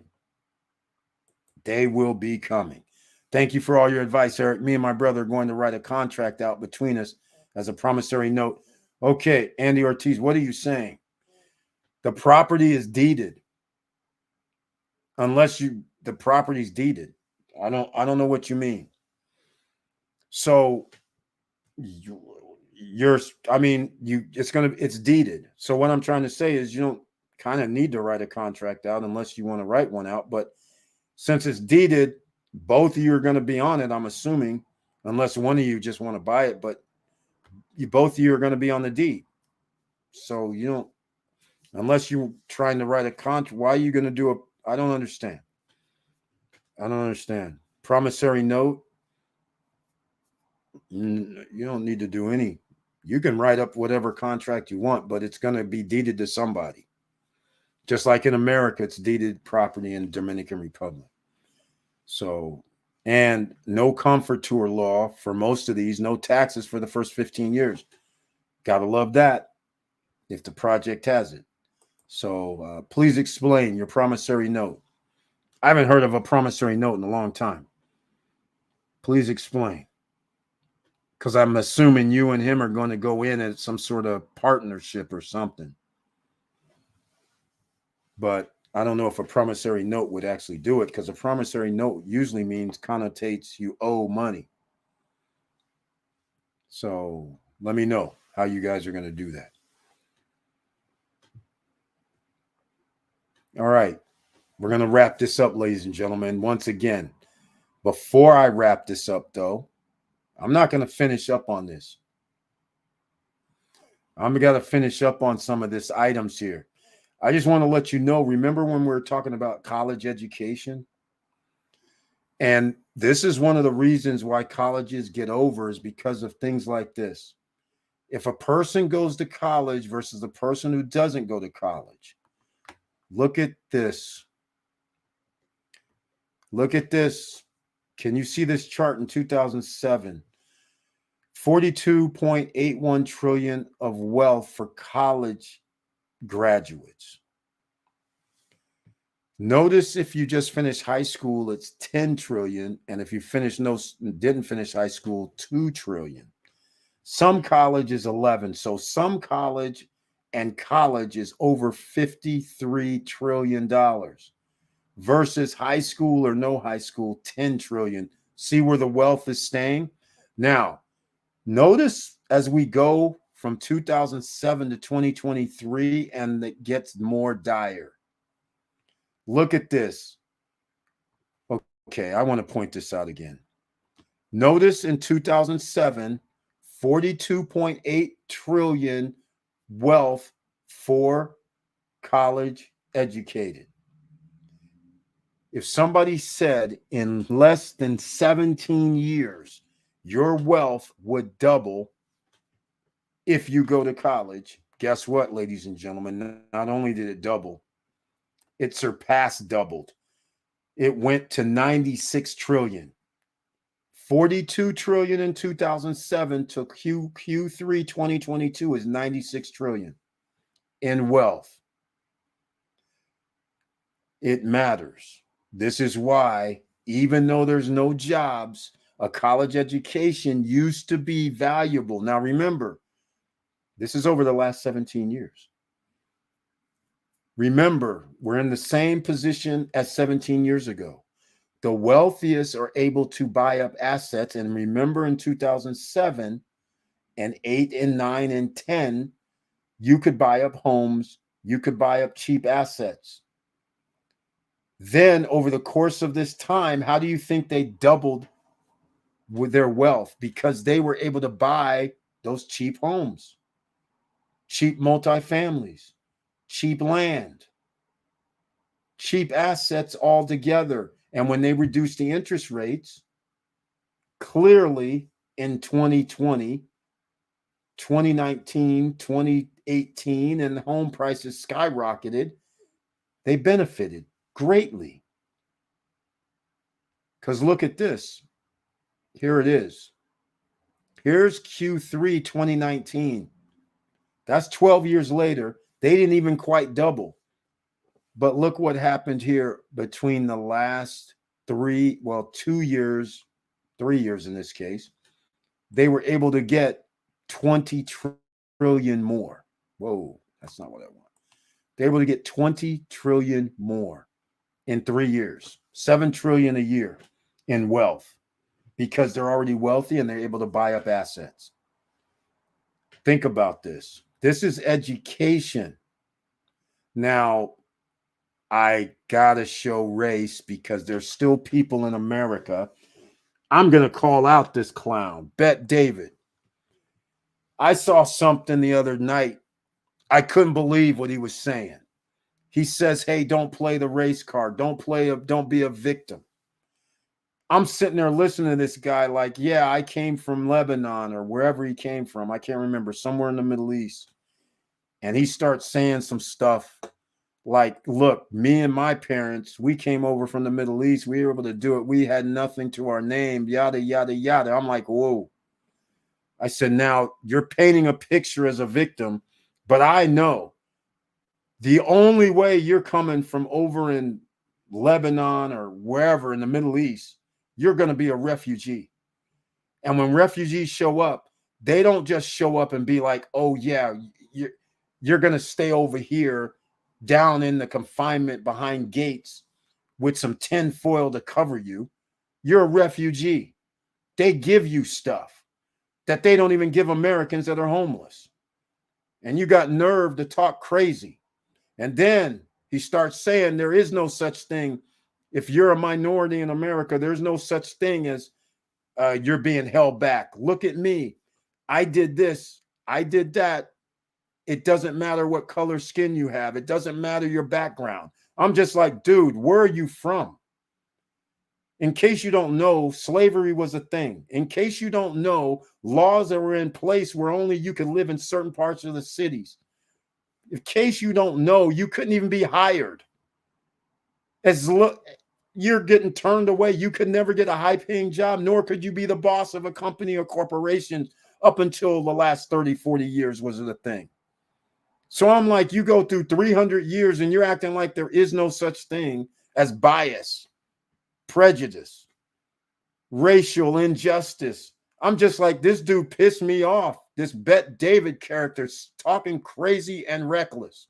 The reason I'm bringing this up is because I'm about to show you something, and most people don't get this. This is based on race. Ladies and gentlemen, do you see this green right here? Do you see green all over the place? You know there's other colors, right? You can barely see down here Hispanic, Black, and other. This whole green is white. So now, Bet David, tell me something. If white people have $58 trillion worth of wealth and Black people have 2.53 and Hispanics have 1.77 and other, which could be Asian, which could be Venezuelan, I'm assuming. I don't know what they're counting as other, but I'm assuming Asian's going to be one of them, only has 3.94 trillion.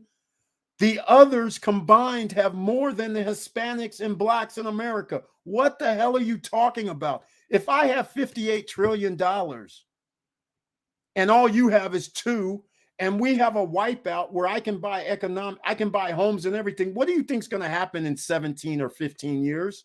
Here's what happens, ladies and gentlemen. Pay attention.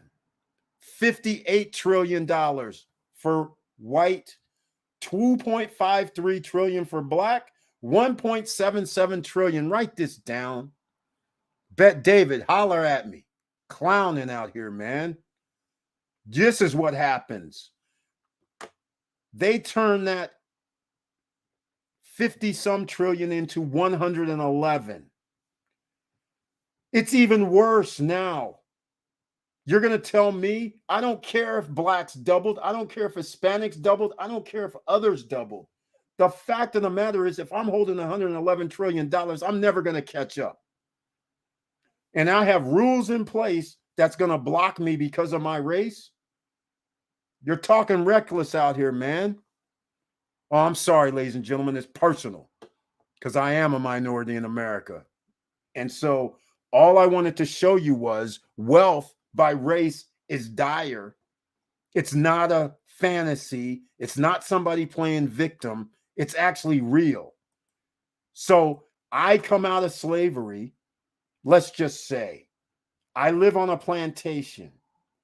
They say, take my shackles off and say, hey, see you later. You're free now. But you know what? You don't own jack crap. You own no land.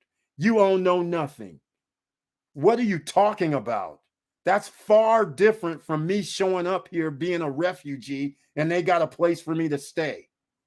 Come on, man. Stop talking reckless. Clown.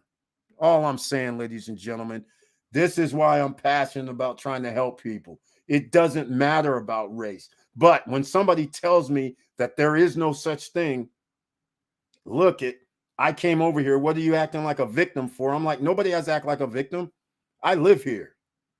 I've been turned down for jobs because I'm black. I've been turned down for being cum sum laude of the class because I went to a business school and I went to one of those 18-month schools, 16, 12 months, whatever it is.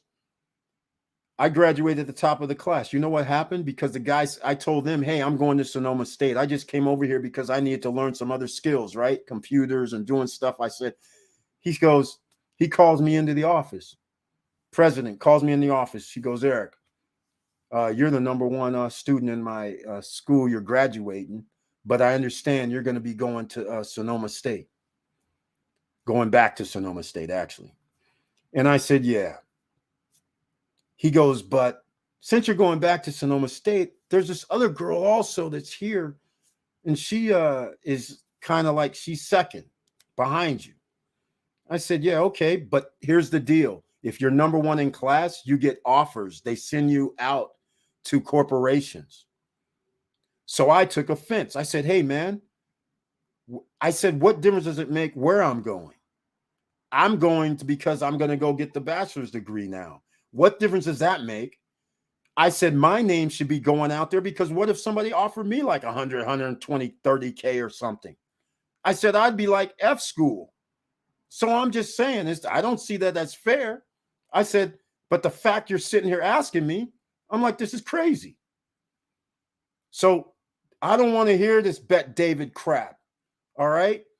This thing about there's somehow that there's no victims, that there's no racial inequality, that there's everything is somehow equal. That's BS. I'm sorry. You're clowning out here with this nonsense, man. Taking that argument is ludicrous. All right. Yeah, you better preach. Exactly. Exactly. This is ludicrous out here. Blacks have been blocked for years with equal skills. And, hey, look, it's not even only equal skills. It's better skills. It's not even equal skills. In fact, there's a movie that came out, Hidden Figures, right? It's the same crap. That's what happens. I know more, I know better, but because you're a minority in America, they go, haha, you ain't going to get the credit. You can work for me and I'm going to take the credit and I'm not going to pay you what you're worth. But this Bet David clown is out here talking reckless. Like, oh yeah, well, you get paid the same. No, you don't. What freaking, it's a glass ceiling. Hell, women haven't even still get paid the same. What are you talking about out here? This is craziness. Ah, all right. Enough of this, man. Enough.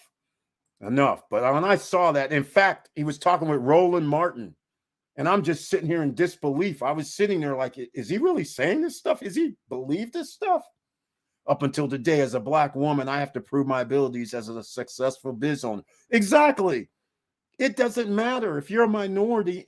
First of all, let's just call this what it is.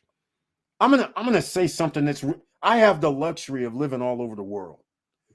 We have Victor Marrero was here. He's born, I think he was born in Puerto Rico. Puerto Rico is a U.S. territory. This is the craziness that goes on, that Bet David is freaking stupid ass talking BS. It pisses me off. If you were born in Puerto Rico, you come over here to America, you show them your birth certificate. Do you know they have the audacity in a lot of jurisdictions to go, oh, this isn't valid. This is no good. Come on, clown. Stop talking. And oh, by the way, in Puerto Rico, people are black and white and every color in between. But I wonder why they say their certificates are no good. Their birth certificates aren't good. Come on. Why aren't they a state? I wonder why. Come on, man. Stop playing. This is ridiculousness out here, man. People talking with reckless stuff. He has money, he makes money, and he sits there and denies that there's some advantage that he has because he looks like a white guy. Come on, man. Stop talking reckless out here. It pisses me off. He doesn't know jack crap. People are out here getting screwed every day based on their status as a minority in America. All right, enough of my little preaching right now. It just irritates me.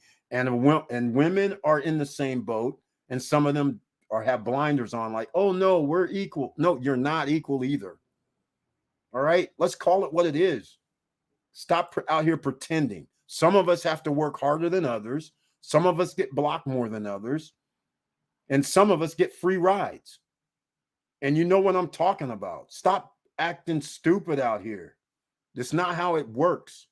Many people think refugees are equal to blacks because they share same color, but there's so many barriers. Exactly. That's why it's important for minorities to take advantage of all opportunities. Exactly. You have to. You have no choice.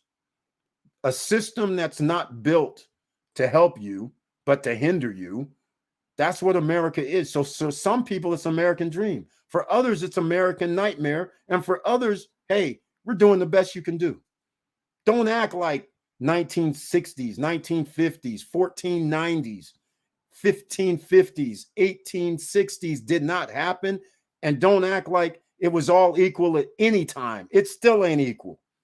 In fact, I'm sitting here listening to rollbacks. We're talking about rollbacks to block people. Man, stories are endless around here. It's ridiculous. Yes, women have been stepped on for years, making 30% less than counterparts, but women do equal or more work. Exactly. I'm black and a woman, but I never let anything hold me back. I'm no victim. Vanessa Comegate. Exactly. Now, I will agree with that. Here's the problem. But Vanessa Comegate says it exactly right. There are no barriers to entry in reality. There's no barriers. Nobody's stopping you, right? You have to go out here and make it happen for you. Color won't matter. But for some white dude to tell me that it doesn't exist where there's blockers, I'm just like, dude, where have you been? Nobody's over here saying I'm going to be a victim, but I'm telling you right now, I'm dealing in a system that there are blockers and I have to do extra than my counterparts. I don't get free acreage of land. I don't get none of that. What are you talking about? This is craziness to me. Crazy. If you work hard, nothing or no one can stop you, SSN fam. Exactly. She's exactly right. That's the whole point here. There are blockers, but that does not matter. You know why? Because one thing is still true in America. You still are not blocked. because you can always run your own businesses. You can start whatever you want to start. You can invest in whatever you want to invest in. You may not have the necessary funds to start, but keep working hard and you will be successful. You just can't give up. That's all there is to it. All right. You had every right to stand up to him, boss. I would have done the same thing. Yeah. At the school thing, that was like irritating. It was like, what the frick are you talking about? It's like, this is craziness. So these are the kind of things that you have to go through. And you know who my counterpart was? Yes, it was female. But it wasn't like, since I'm talking race, white female. She's number 2, Eric. So we're going to have her go out here. I'm like, dude, you're taking away my opportunities. Well, you're going to go to school. Dude, it cost me. I'm going to school, not her. What are you talking about? It pissed me off. I still feel a little way about it, but it didn't really matter. I mean, as it turns out, I'm still going to go to school regardless, even if somebody did offer me something crazy because I needed some paper. I needed a bachelor's degree. Yes, it's attitude, but I had to travel for years for jobs as software engineer. Black men have not been treated equal in all states. Just think, Mississippi. Let's just exactly. So we have this thing in America about black people. That is crazy. But there's also other minorities in America that get shafted as well. That's what people don't understand. It's not like some guy's going to sit here and come in here, this Bet David nonsense, talking to me about, oh yeah, man, nothing ever happens. It's just you're using that as like being a victim. I'm like, I'm sitting there like, man, dude, nobody's using it as a victim. I'm just letting you know we're beating our heads against the wall sometimes and doors don't open. The same way as doors open for you. You can tell me you worked your ass off, but I can show you another 5,000 people that are a minority in a country that done way more than you and didn't never get the opportunity. But you got the opportunity because you look a certain way. So I'm just like, what are you talking about? This is what happens when you grow up in another country and then your family flees that country because you're being oppressed. Then you come to another country and tell people who are being oppressed, oh, it's no big deal. I'm like, your family fled a country because you were being oppressed as a minority in your country. And then you're going to come over here and be like, oh, yeah, that stuff doesn't happen. I'm like, yeah, okay. Stop talking right now. Stop talking. Piss me off. I'm still going to go off on this. All right, the barriers are not imaginary for blacks and women. The barriers are not imaginary for any minority group. That's the problem. Think about it. If you're Asian, descent of any sort from Asia, you got issues too. Everybody has an issue if you're a minority because America is built on minorities. So you're a minority for a reason. And everything is against you. So you're based on certain things. So the Asians, what they decided to do, and I shouldn't lump them all together, but they decided to go, okay, you're going to be a lawyer. You're going to be a doctor. You're going to be in this field, medical, legal. That's mathematics, teachers, professors, PhDs. They said, we're going to escalate a different way. And we all live together in a whole different family dynamics generally. So they operate. So that's why on the chart, that's why I put in the others. They don't mention Asians on the chart, right? Others is going to be part of them. So notice the others combined have 13.26 trillion in 2022 of wealth. Meanwhile, the blacks and Hispanics combined only have 10 trillion. So the others, whoever the others are, have more than the blacks and Hispanics combined. So on the totem pole, you would go whites and others. Again, I have a hard time understanding who others are because I don't know what that means. Because damn near half the planet is Hispanic. It seems like, anyhow, South America, Mid Central, islands. It's even, well, I don't know if they consider Spain that either. But the point is, I don't know what other is. But other has more wealth than black and Hispanics. And then white has 10 times as much wealth as blacks and Hispanics combined. And then if you combine the others, that's 5 times, 5 to 6 times as much wealth. If I have 5 or 6 times as much wealth as you will never be, I'll be able to make, it's by default, you won't be able to catch me because I'm controlling the industries. I'm controlling the workplace. I'm controlling if you're getting hired and moved up. And generally, I'm going to move up my buddies that's been working here for 5-10 years versus the new guy that showed up and he's a superstar that's been working there for 3 to 4 years. So again, I couldn't believe dude was talking with this reckless nonsense out here. But here's the thing. Stop struggling now. Never worry, because we do the no barriers to entry, no qualifyings, no credit checks. Nobody's going to stop us. And your information that you're going to get isn't based on race. It's based on we need to operate like this because not everybody falls in the category by race. All races fall in a certain category. If the average of $45,000, $40,000 a year, all races are in that average. So not everybody based on race is rich, and not everybody based on race is poor. But the majority of Americans, the top 10% of the wealthiest, they own damn near top 10% of the wealthiest do own 70% of the wealth in America. No matter by race. That's what it is. So we got a problem, Houston. So the bottom 50, bottom 70%, bottom 50%, you guys, we got to get assets. No more of this liability stuff.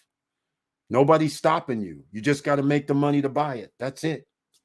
And you don't need a lot, just a little. So anyhow, I won't go more into the race situation. I just had to show the numbers because when you see the numbers in black and white, it's like, that's a big difference.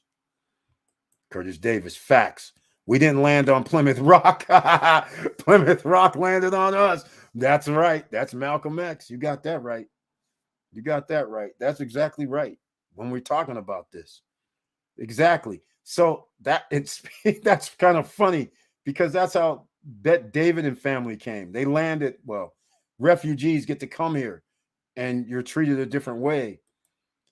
And I'm just like, the Pilgrims landed at Plymouth Rock. They were treated like refugees too. Come on over. We got some food for you. We got some shelter for you. We'll teach you how to fish and cook and eat our food over here. They're like, nah, you didn't earn it. We're going to take it.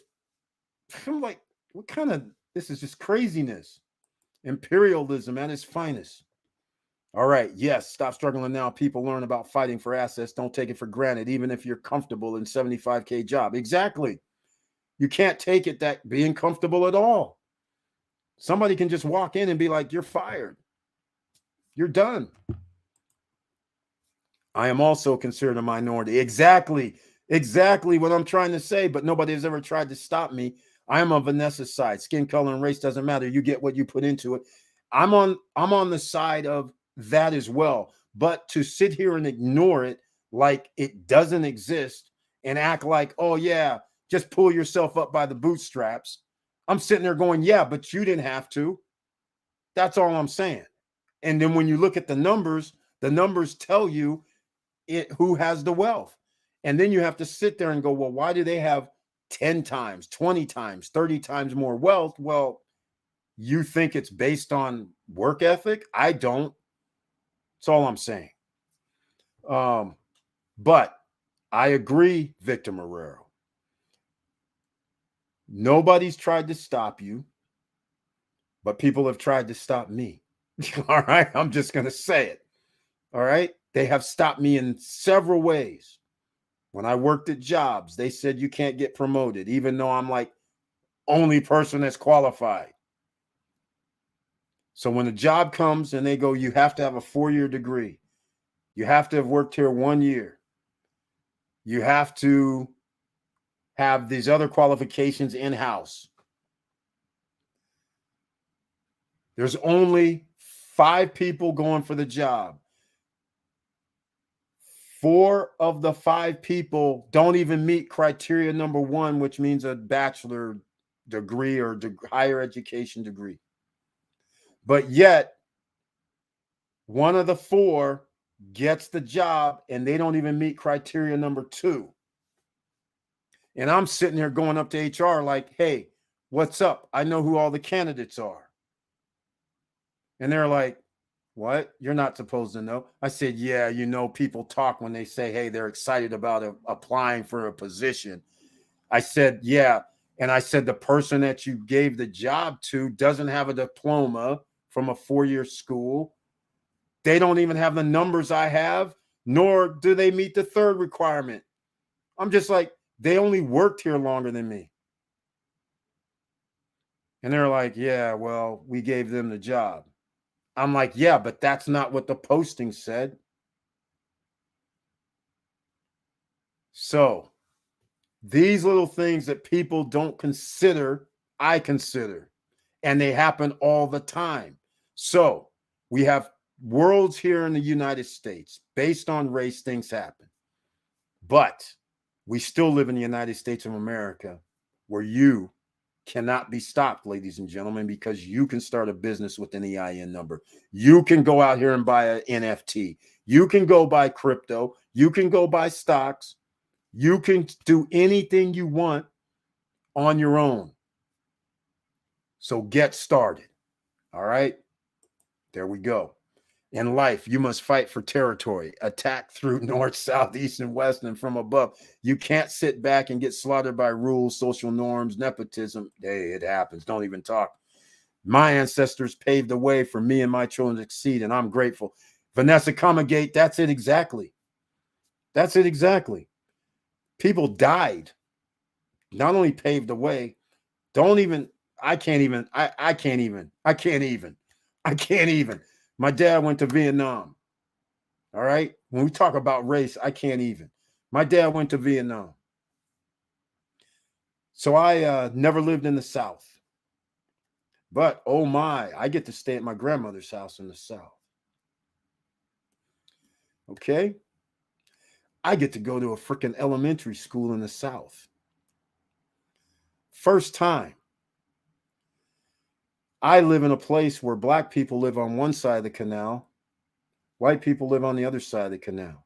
I never lived in that environment. But okay, no biggie. Until I go to school on the right side of town. First day, kids are using the N-word.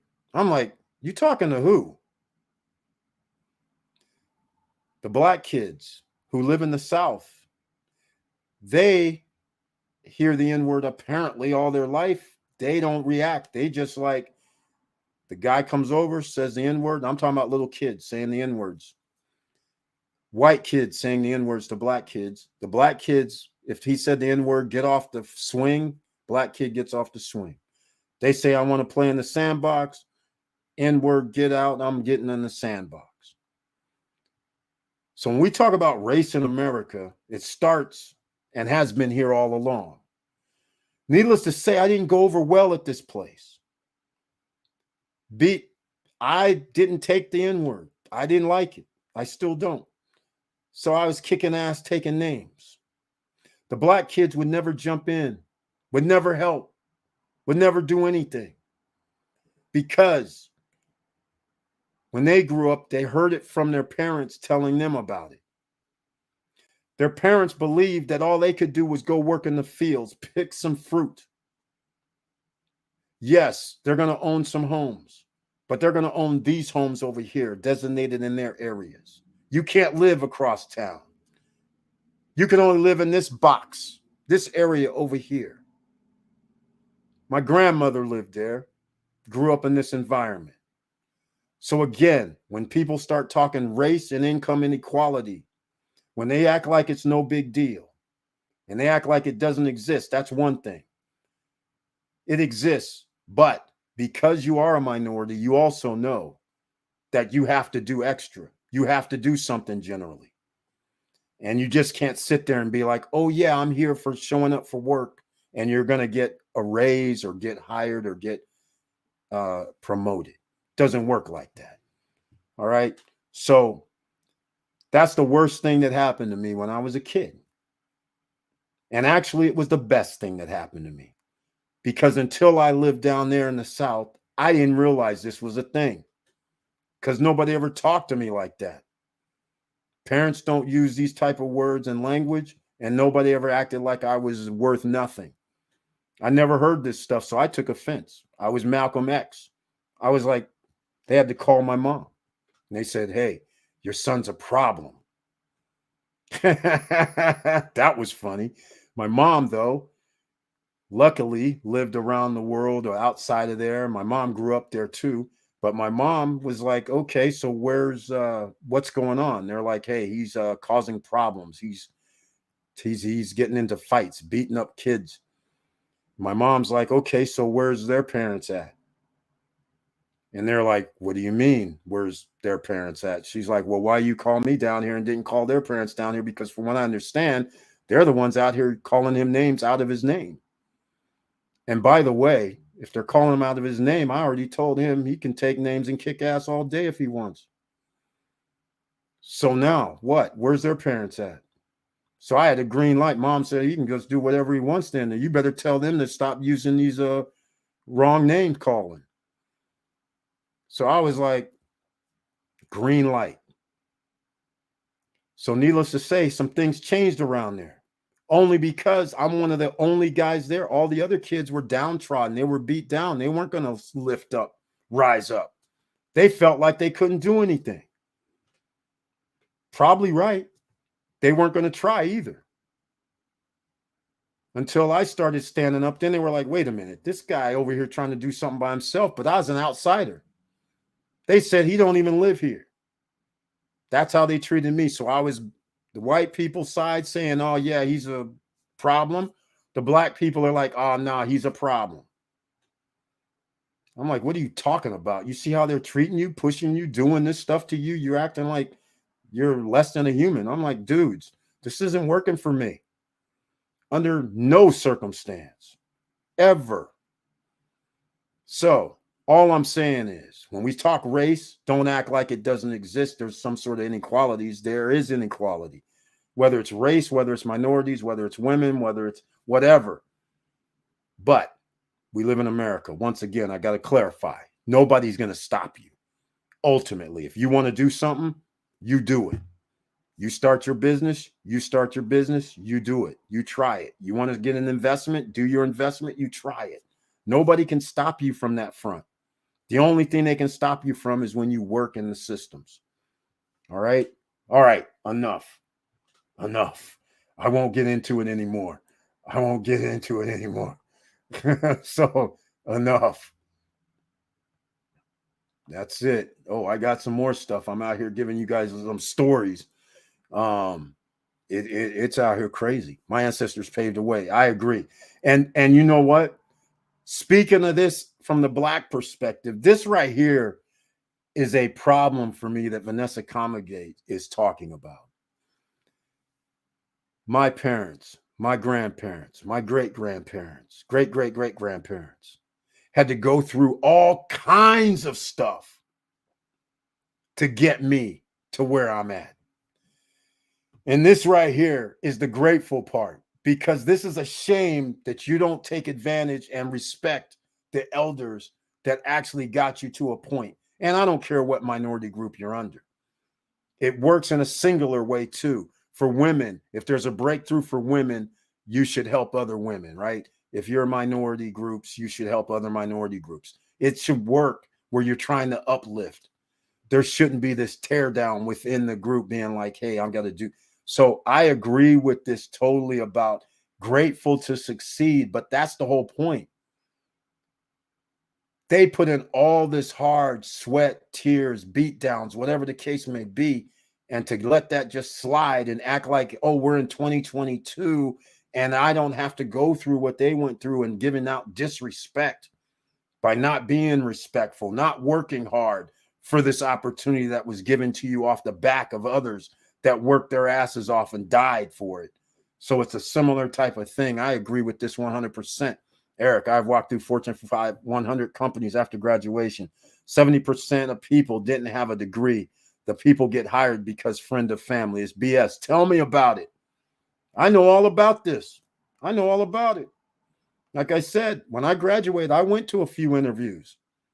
Let's call it overqualified.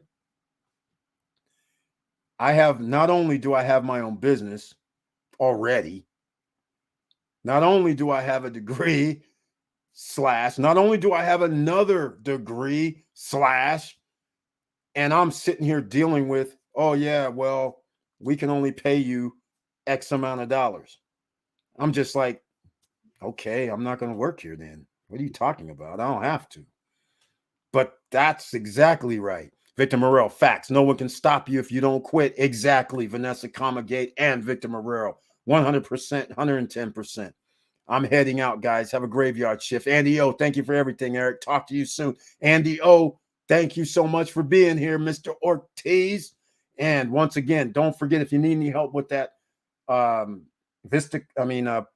Cana real estate, or Dominican Republic, if you choose another destination other than Punta Cana, no worries. We know about Las Terranas and Samana area. We know about Cabarete in the Sosua area. We know about Bahia Bay. If you want to be by Caso de Campo in a higher end location, we have a few other spots depending on what you're choosing. So good. I thank you. Thank you, boss, for your dad's service in Vietnam. It was not easy. Exactly, Vanessa Comagate.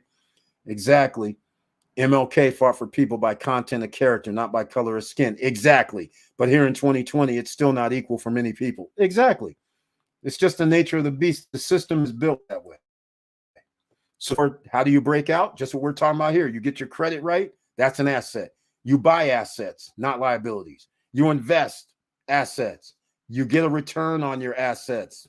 An asset doesn't sit there and give you no return. An asset gives you return, money in your pocket. You get your passive income streams. Nobody can stop you. We have social media. You have YouTube. You can do videos on phones. You can do whatever you want now. Nobody can stop you. This is actually breaking the barriers, because you can do anything, because before you had to put stuff in newspapers if you wanted to advertise. You couldn't sell anything unless you had enough money to advertise on TV. Now, a little bit of money, you can advertise on the internet. Hell, you can even have a commercial on streaming services. It's crazy what you can do. It's crazy. Eric kicking ass, taking names. Exactly. Exactly. I was one of them ones. That's all I can say. But I always looked for looked out for the underdogs. So again, because there's different degrees of what's going on, because in America was always about the biggest, baddest, and the best. So you always have the weaker. So it doesn't matter about race, but it matters about strength. So if you were one of the weaker people growing up, right? We're thinking of under 18. That's when it all starts, right? You're formed when you're younger. So if you are taught that everybody else is lesser than you, and it doesn't matter about color, it turns into now, oh, my dad owns his own business. My dad works for somebody else. My dad is a janitor. No color needed. The people whose kids that had a janitor, some of the kids that dads were executives, they would look at the kids whose dad was a janitor as less than them. So now when they go to school, they got to pick on these kids, right? So again, I'm an equal opportunist. I didn't really care about the color barriers or color anything. I was just like, hold up. Hold on now. You're messing with the guys over here. They're trying to study. They're trying to be good people. They're not over here bothering nobody. They're minding their own business, nice and quiet. Why are you trying to get money from them? Why are you trying to take their lunch? What are you guys over here doing? This isn't proper. And of course, I was one of them ones. I was like, you got a problem? I got a problem. They're like, well, then do something. I'm like, I'm doing it now. You ready? And so I was the one called to the office, but never really much happened, because I was always defending people that were being less than. So this is why part of Stop Struggling Now is here to help people. It's not trying to tear down. It's always trying to help. So it doesn't matter race, gender, anything. If you want help, call the SSN Nation team. Doesn't matter. We're trying to make everybody rise because that's one way we can make this thing better. All right. You can't rise up unless you find a new environment. Hey, sometimes you got blockers. Sometimes you don't. But a lot of times you do. Thank you, boss, for sharing this topic. Continue blessing to all of us. Good night. Thank you so much, Vanessa Comagate, for being here once again. I appreciate it. Curtis Davis, Vanessa, yes, our ancestors paved the way. Exactly. It's a crime if you don't take advantage of opportunities that are available now. No excuse. Exactly, Vanessa Comagate. I agree with you 110%. No excuses out here, ladies and gentlemen. And as you guys know, we do have a gear that says no excuse, no fear. No fear, no excuses. In fact, where is my gear for that? I got to go get that. I got to go find out if I brought it with me. I might not have one of those shirts with me. I got to go get it. No fear, no excuses. That's it. Go find it. It stops struggling now. That's enough. I went off on a tangent tonight. But once again, I know race, wealth, inequality is not something that a lot of people feel comfortable with, but that's just a reality. And it doesn't mean anything either way, because when you are born and when you grow up, you can't escape who you are. So the only thing you can do is be the best person that you can be, no matter what race, colors, anything. Either way, you live in America, you got opportunities. Nobody's going to really stop you unless you fall into the trap that you believe somebody's stopping you. They're not. In reality, if you do your own thing, and I recommend, if you want to be wealthy, you want to be rich, you're going to do your own thing. You're going to have businesses, you're going to have extra streams of income, you're going to be running the show. So get your game together, and nothing wrong with learning, nothing wrong with reading, writing, watching videos to get better, because that's the only thing you can do. All right. So that's it for tonight, ladies and gentlemen. I got a little heated because I was thinking about that Bet David nonsense. And then when I was showing the wealth gaps, I was just like, of course, this is the wealth gaps. There's no way to really catch up. And we're going to catch up one step at a time, because you guys now know what's going on over the last 4 years. Real estate, stocks, start your own business, 3 tenants. You guys know what it is. So with all that said, ladies and gentlemen, once again, thank you for watching. Thank you for listening. And please like, subscribe, and click the bell below so you get the latest updates. And I just want to say I love you guys. We can always talk about any subject matters anytime you want to. And again, I appreciate your support. Share the videos. You never know who you're going to be able to help.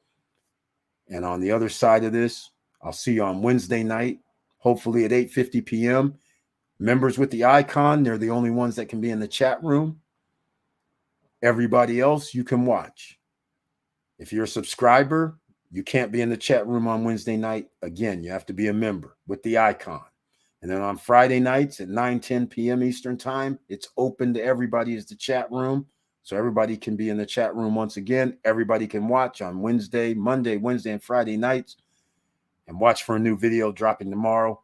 And with all that said, keep your head up, keep moving, and I'm out.